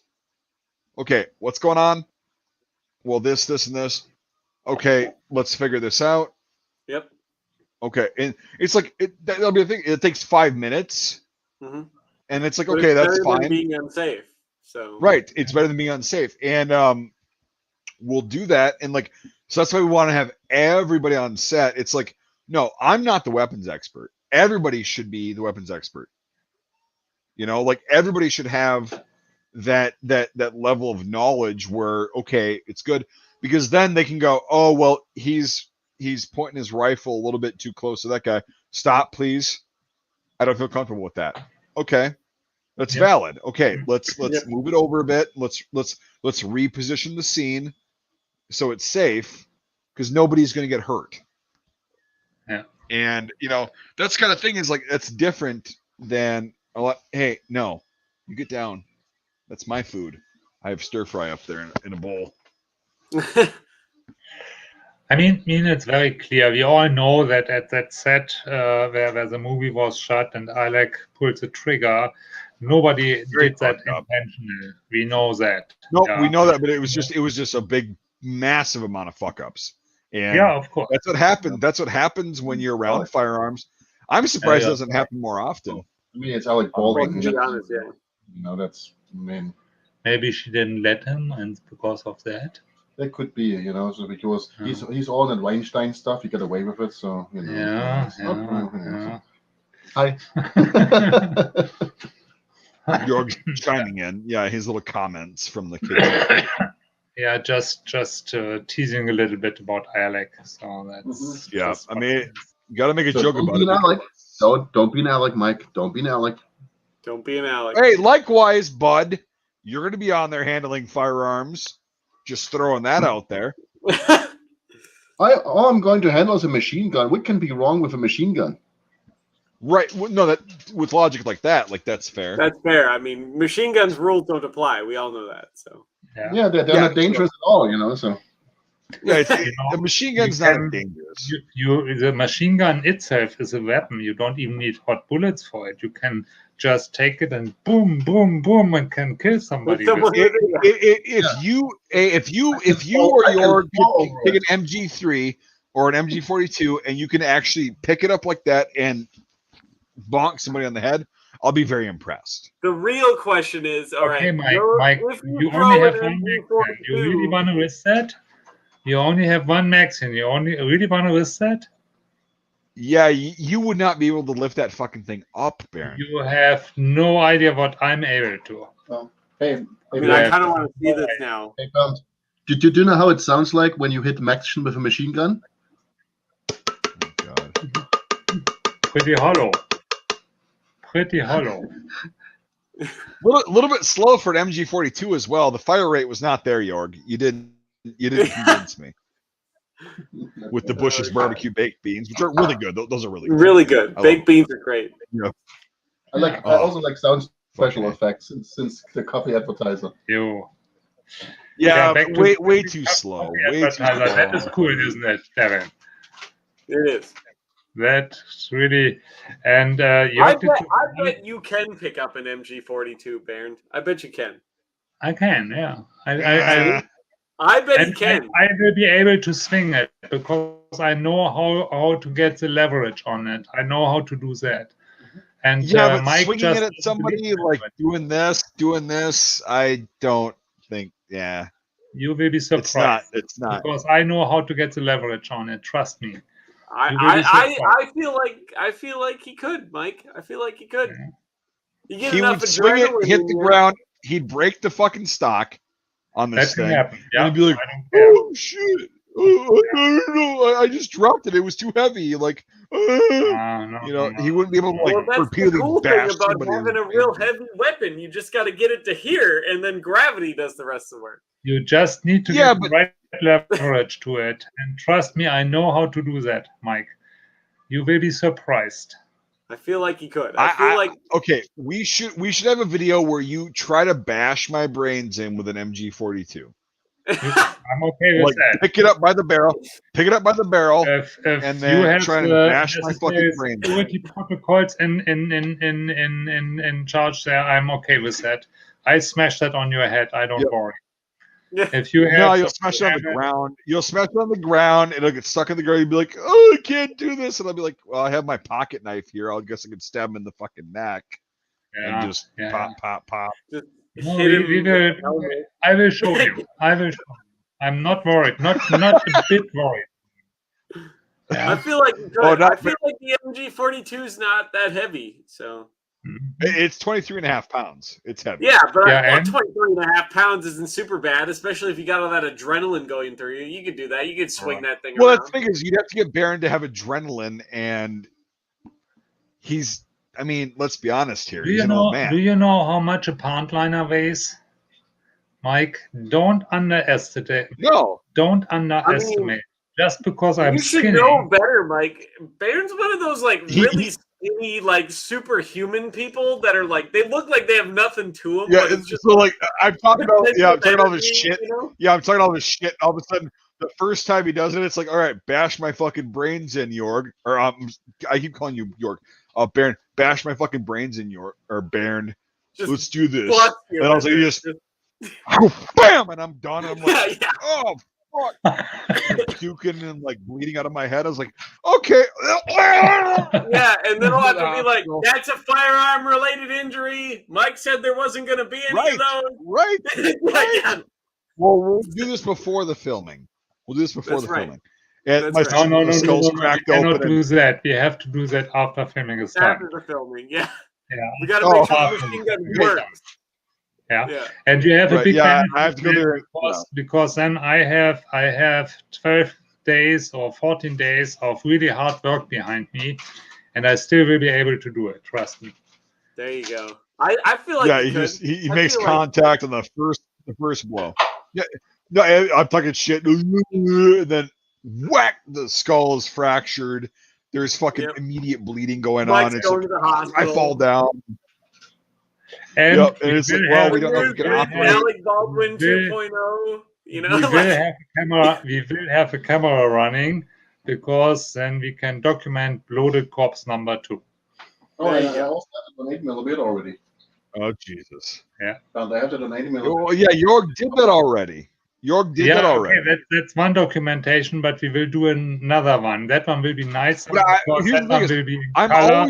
always That one will be I'm in always color bloated and corpse with number 2. real blood. And maybe some brain matter. If Michael ever does a film and he has bloated corpse number 2 and it's not me, I'm gonna sue his ass. Oh yeah. It's not That right. won't happen. It's not right. But here's the situation: we have to add brain matter to Mike Oh shit, to make yeah. it real. Yeah, he has Mexican. That's not enough. It's That's just a little true. cupful. I mean, You he's see big what I enough. mean? He can play You see what I Blood mean, Corpse Devin? 2 and 3. Yeah. This Oh, is man. no. See, Devin, this is the kind of bullshit. This is the kind of bullshit that I deal with these two fucking krauts every fucking time we talk.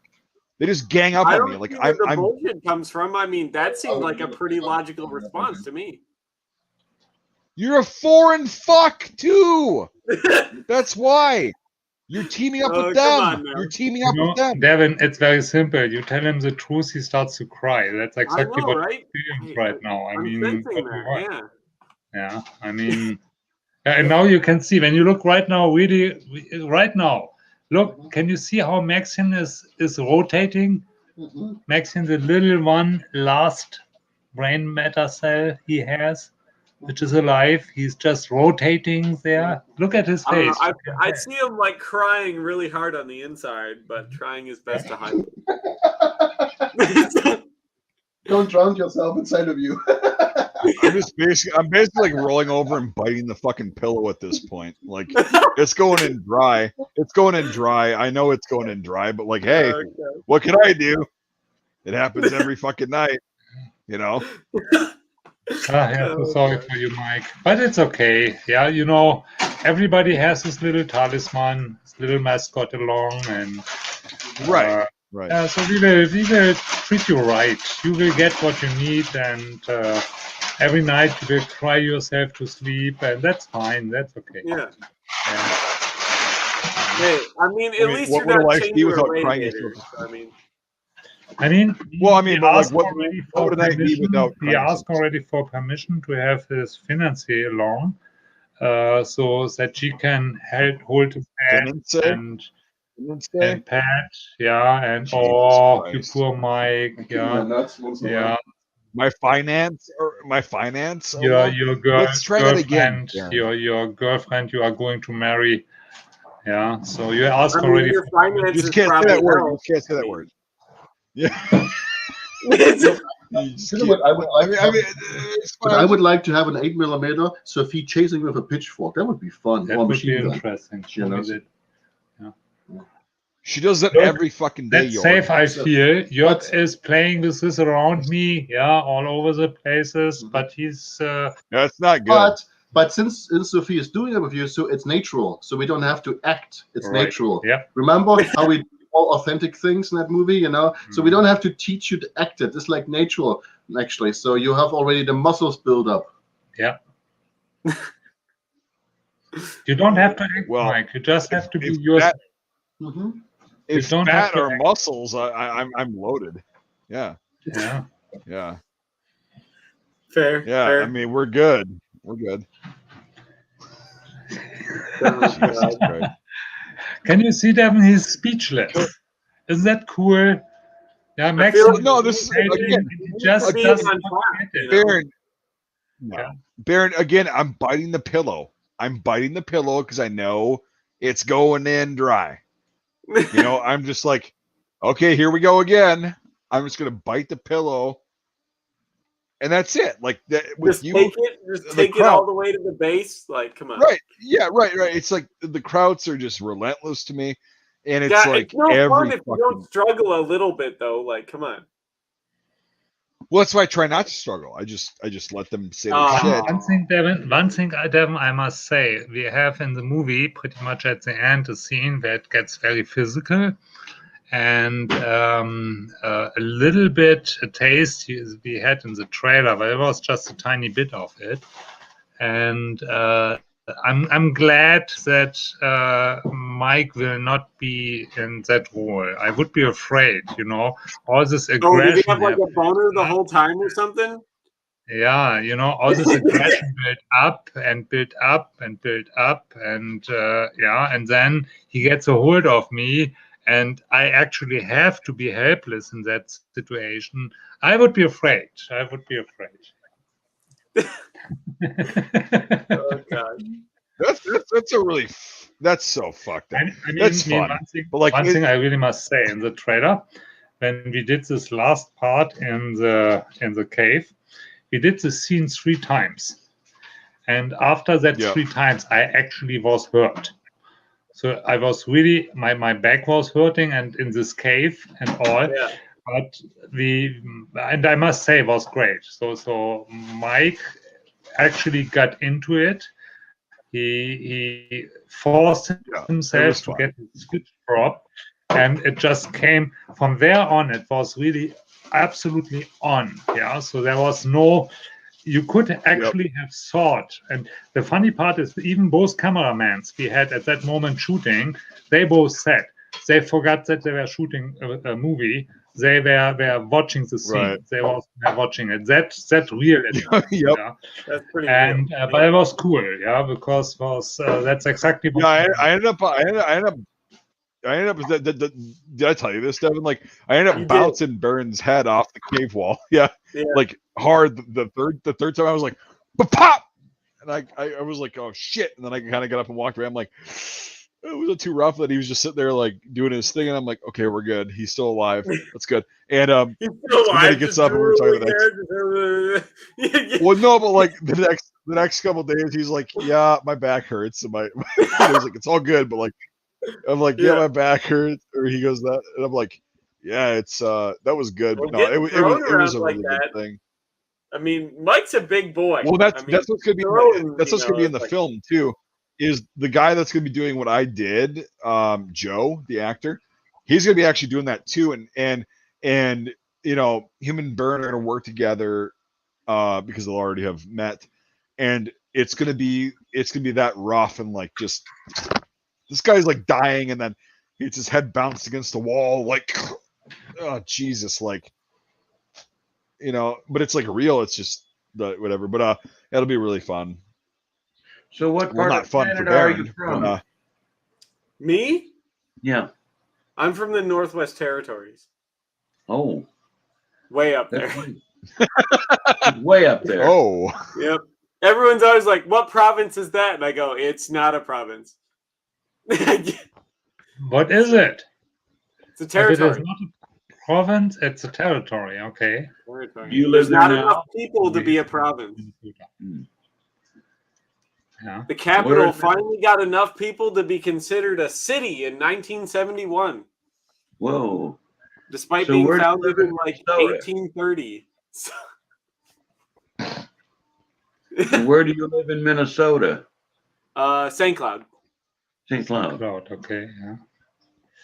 Yeah, like I said, we are not that far apart. That's a couple-hour drive. We just need to start visit. So I think that will be a lot of fun. Very enjoyable and just having a good time. So, yeah. Maybe before we actually go to the movie set, we can just make a weekend free, all of us. Yep. And just meet up here and just have a good time. Yeah. So yeah. I've been to Canada. That was the first time I ever entered the North America. I went to Toronto and Vancouver to study. Ooh, there you go. The 2 worst places in Canada. With Vancouver, I was in Vancouver and I completely agree. I think it's a very ugly city, and I did not like it at all there. So it was. I've seen a lot of big cities and Vancouver was just dirty for me. I don't know. I just It's didn't like laid it out there. real bad too. The best place, like I tell, it's in the worst part of Canada, the French part, but Montreal is probably one of the best cities in Canada. Okay, yeah, might be. I never was We there, so I went to- cannot judge that. But Vancouver was really bad. We Really went didn't to like it. we went to Vancouver. I bought a rare Edison phonograph. There's like 30 some of them known to exist. That cost money, but I wasn't going to ship it. Yeah, fair. That's something you don't want the post office throwing around, you know. No, it's an Edison schoolhouse. Jeez. It's a very rare one, and it's also one of the most complete ones. So it really has everything. Yeah, it has what goes its boxes with it. and everything. Yeah, so that's was quite a find, and stuff like that you don't get shipped. Yeah, No. My benefit is because of his collection. I have seen already quite a bit from this continent, because when you get something that rare, we go and pick it up. Yeah, We went to Atlanta, Georgia to pick one up too. Right, yeah. And then we usually combine that with certain sightseeing stuff and things like that. And that's pretty cool. Yeah, so therefore, I have seen already quite a bit. I was very impressed. I had last year a new kid working for me when we built ponds. And I drove with him just over to Hazel Green, which is Wisconsin, so just on the other side of the Mississippi. And that was the first time he was out of Iowa. Kid was 17 years. And when I was 17 years, I had already visited every country in Western Europe. So not the East Bloc, because that was still closed when I was 17, but every other country I had visited already. And he was, with 17, the first time that he saw the Mississippi, and the first time actually that he was out of state. I mean, I see that all the time. I tell people, I'm like, get your passport, and we're gonna drive across the border to Canada and like eat some pancakes, just so you could say you've been to another country. Like, it's like 6 hours away. Like, come on now. Yeah. I know people that are like, I was born here and I live here still, and I'm like, you're like 70. How have you never gone anywhere? Like, and I think it's just ridiculous. Yeah, I just see here one road down here. My state's better than the entire European continent. Yeah, he writes it because he never was at the European continent, because there's so many things, so many different things, so many different cultures. There's so many cultures and stuff, and you can experience just driving across Europe. You know? Yeah, and that's just. I mean, I really love and enjoy America too, because it has a lot to offer. The problem is that a lot of the Americans don't even know that. They don't even know what their own country has to offer. Yeah, it's really, very sad. It's very sad. It's really sad. Yeah, it's actually what it is. Yeah. So when we went to the Black Hills, yeah, that was just amazing.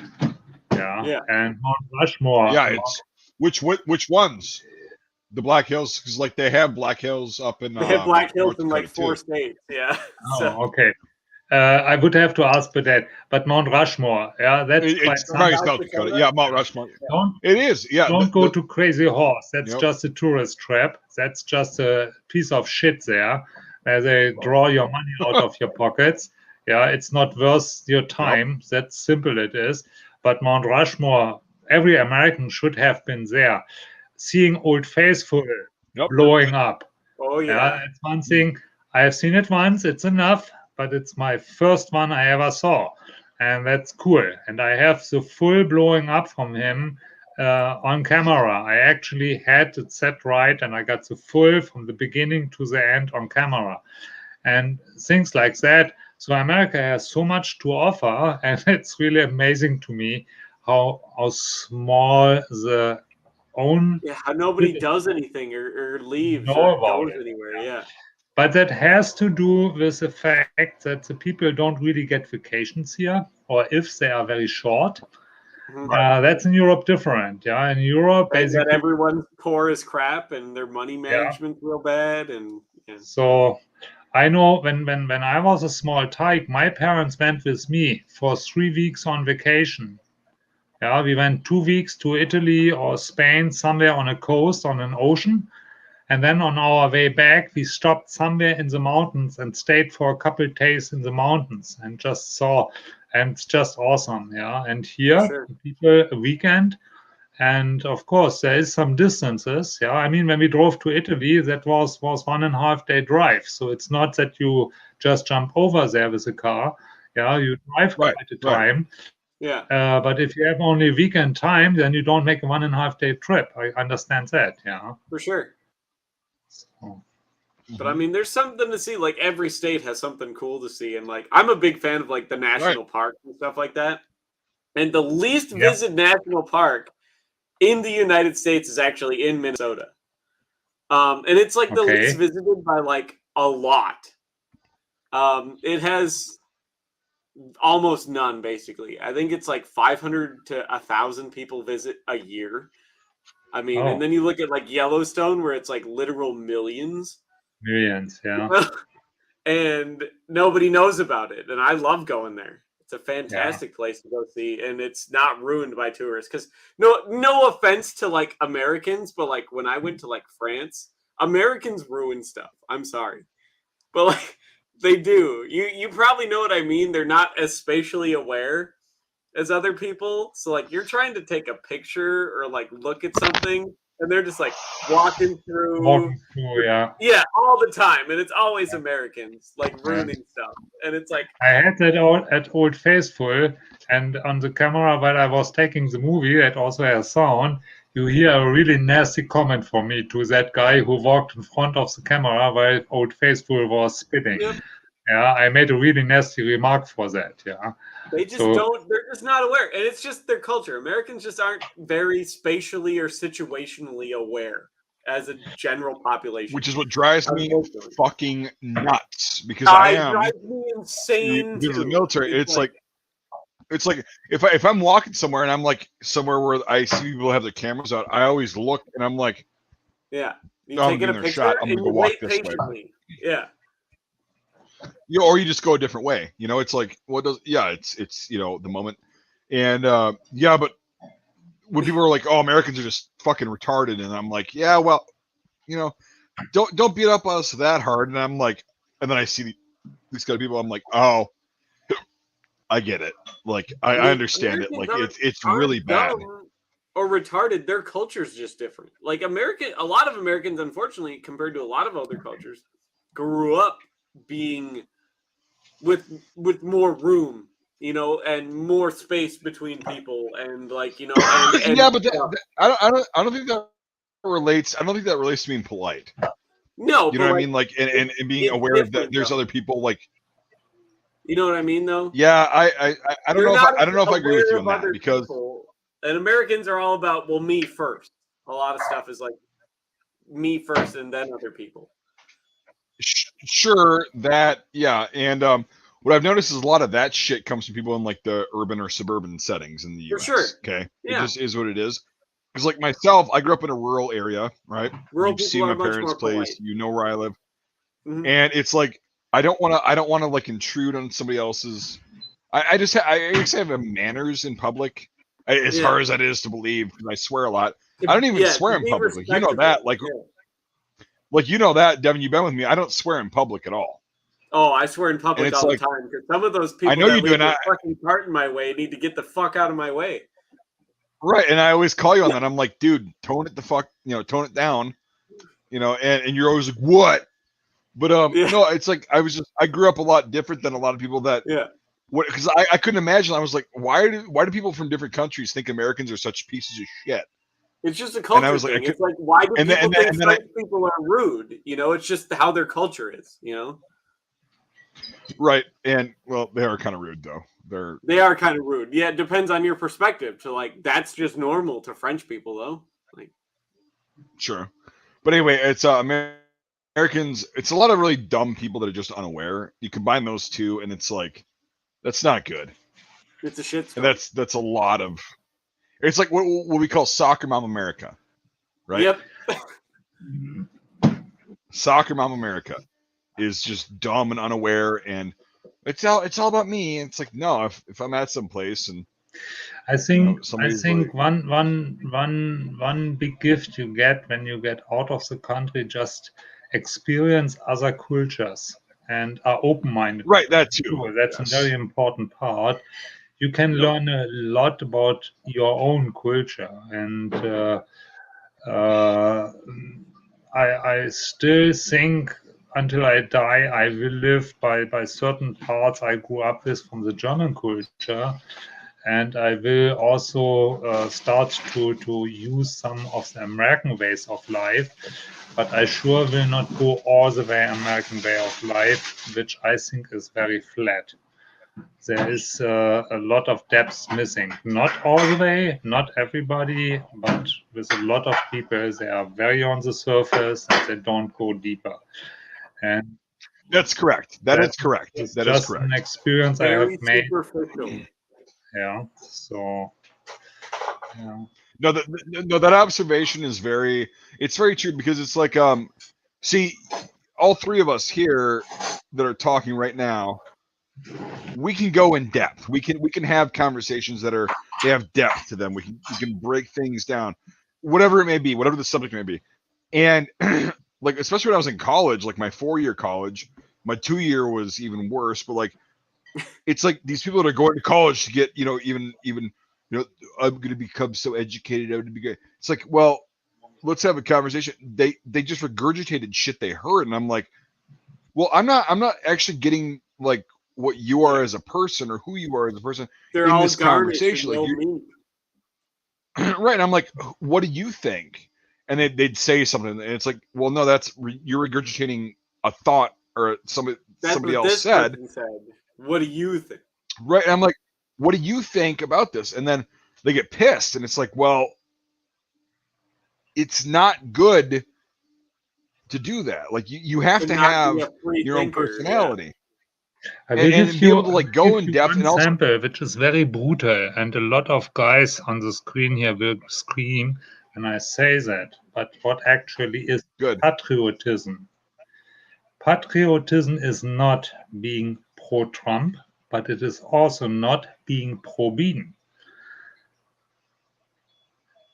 Patriotism is liking America.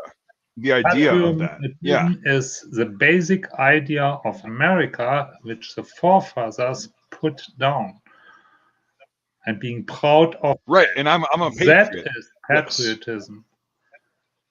Yes. Yeah, and a lot of people get that completely wrong. Get that completely wrong. Thank you. Yes, they put it. It's exactly right. Yeah. Yep. And that's just one of the samples I'm just throwing in here, because patriotism is in America a big thing, which is good. I don't mind it. I think it's a good thing if it is a little cultish, right content. A little cultish. Yeah. Well, you might think that, but like, here's the thing: is I view myself as a patriot, and like, because Devin and I have talked about the United States and where I'm at, and so you and I, Baron, is like, I love my country. I love where I'm at. I love the idea of it. I love what it's done. The good and the bad. I think it's relevant to history, and I love it. It's not like obviously slavery, but you know what I mean. Like, I love the thing that we're trying, we're failing, we're learning, and we're growing, all that shit.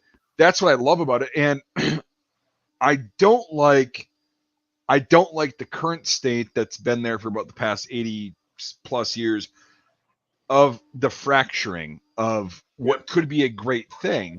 Of like, everybody's just living right. It's like, okay, so Baron's now an American citizen, right? He came from Germany. I love the idea that he can come here and be an American, do his own thing. Yeah. He's not hurting anybody else, and he's productive and whatever. You came from Canada. You do your own thing. You don't hurt anybody else, but we're all on the same page. I was born here and everything, but I think we're all on the same page because it's an idea that it's kind of like, when you're in America, it's awesome. Oh, that's Blitz. Blitz, you got that right. Yes. Yeah.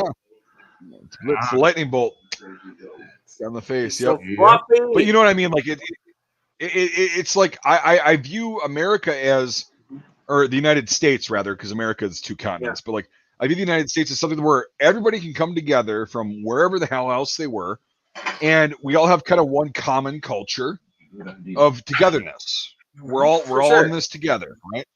And when people are divided, that's where that breaks down, and it's like, well, don't fall into this shit. Like That's that's right. how Don't buy people into it. The only thing to make it go away is just don't buy into it. Right, and I'm not buying into it. I don't give a fuck. I talk to people from all sorts of, different backgrounds, political beliefs, whatever.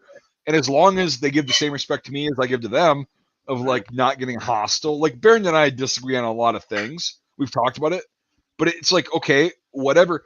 We're still good friends. It's like, Yeah, if you that can if that disagree could and still, be good friends still. oh That's the thing. yeah, isn't that weird? Weird Yeah, I know, concept. right? And so if that's what I think, but I think a lot of countries outside of the U.S. are scared of that working, because then you're actually so strong. You've got such a strong country that Yeah, a unified populace. Yeah. a unified populace that came from all different backgrounds, either whether it's 3 generations ago or immigrants nowadays. It's like you have such a strong coercion together, or cohesiveness rather, and that scares other countries because they can't do that, and so that's why I love the idea. I love the United States. I love it. I'm an American. I was born here, Yep. raised here. I love it.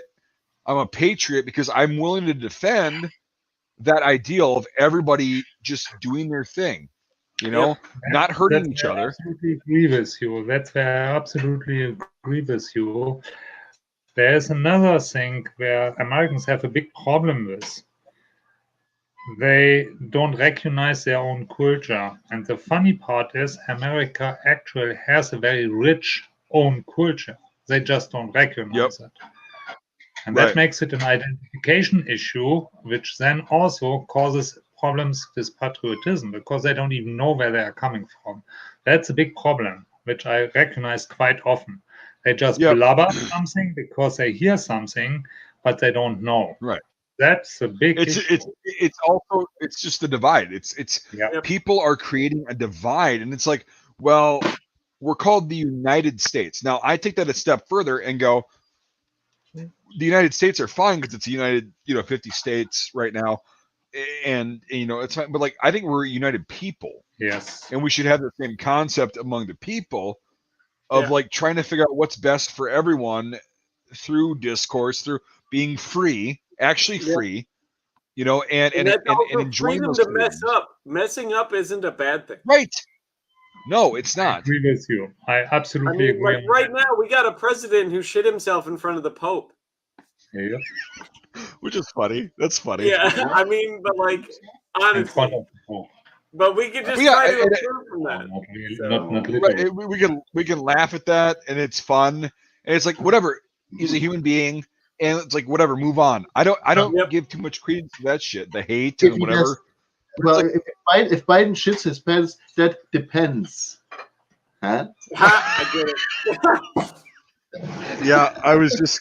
Yeah, if you would have made that joke, I would have made another joke, but you got that right on the head. Okay, guys. It's amazing. We got nice pork. Oh, you got food going. Smoked pork chops. There's good potatoes to it, so I don't care how much you like it or not. I will say bye and enjoy a good smoked pork chop. See you tonight. Then next week, Devin, we check mustache, but I'm pretty sure I will not be able to compare with you. So, but we'll see. Mike, so, I know you will be crying next. And that's I'll get an F for effort. Just leave it at that, and then move on. Okay. Mike, I mean, it's only a month. Come on now. All right. We'll see you later. See you guys. Bye. Bye. Bye. There we go. Back to the gruesome. Oh, Jesus, yeah, the gruesome twosome. I like that. The gruesome twosome. I might start because Felonious Devonious. It just flows. It's like. Yep. It's funny because like you don't have any fucking charges against you, but it's still Felonious Devonious. You're so like you're so something ridiculous to aspire to. You know what I mean? Right. Like. Right. It's a pipe dream. Will you ever get Ian from Forgotten Weapons on the Night Shites? Nope. No. Not unless you guys donate a bunch of money to get him on here. yeah, that's the only thing that talks to him now is money. He's a sellout. So. Yep. But anyway. I mean, I can't blame him. I mean, like, fuck, he gets to live his dream. So. Yeah, whatever, I know, but... and it is what it is. It's just it sucks because like, yeah. But anyway, I don't want to talk about that. It's fair. It is what it is. So, Fair. the fuck was I gonna say? Oh, does everybody know that you got a role in the film now? I don't know if they do, but I have a role in the film now. We also changed the name because I got the dog tags like that Michael had made up. Okay. And so we changed the name a bit, but like it's still you. And oh, who do I get to play? Well, I sent you the script, but don't say anything about that. It's right. But yeah, it starts with a P still. I actually cannot remember the actual name. I'd have to look at that. Okay, fair. But no, so yeah, Devin's gonna be actually playing in Reveille. Bloated corpse number 1. Hell yeah. Well, not bloated. You're gonna be a fresh corpse. Fresh corpse number 1. Yeah. Yep. Carrying an M1 and getting shot the fuck up. That's right. I can do that. Oh, V-Dog. Yeah, he's the one that sent us the South African. Oh, he sent that cool M87. Yeah, the cover doesn't have a drawstring, so I haven't been able to put that in a YouTube film, or not film, but like a YouTube video. Yeah, you did send me that, but it doesn't have a drawstring, so it looks really shitty when I put it on a helmet. Like, I still kept it, and is it one of them cool ones with like that bill that they have on the helmet? No, it's just a straight up Nutria brown cover. Oh, so it's not the ones with like the flap that folds down to get the sun under your eyes? Oh, those are cool. No, it's like a straight up cover. Okay. And but yeah, it's I love drawstring covers because they're more efficient, but like I also don't like them because when the drawstring breaks, the whole cover's fucked. I mean, you can just run a new drawstring through it. I literally took a wire coat hanger and made a tool just for that. So. Okay. Well, when you're down here in February for the winery. The winery. Dude, that logo is awesome, is it not? It is fantastic. It's great. Yeah. Wait, did you tell everyone about that already, or is that something we're springing on them too?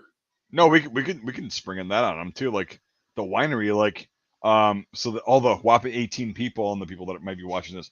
Oh, by the way, if you're watching this after this live stream's over, comment with Gruesome Twosome. Nutria.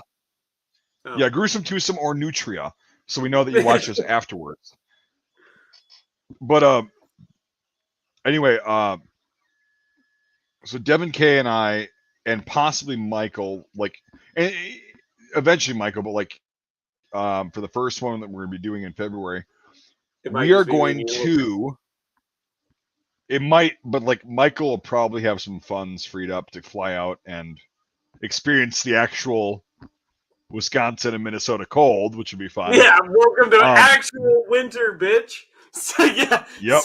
Exactly. Like he was cold when he was down here a couple of weeks ago. He was really fucking cold. What? But yeah, I mean it was chilly, but I'm like, hey, it's dry, it's good. I was out there in shorts and a t-shirt, so yeah, I'm like, I can't wait till it's like polar vortex in like February and just cold as fuck, you know.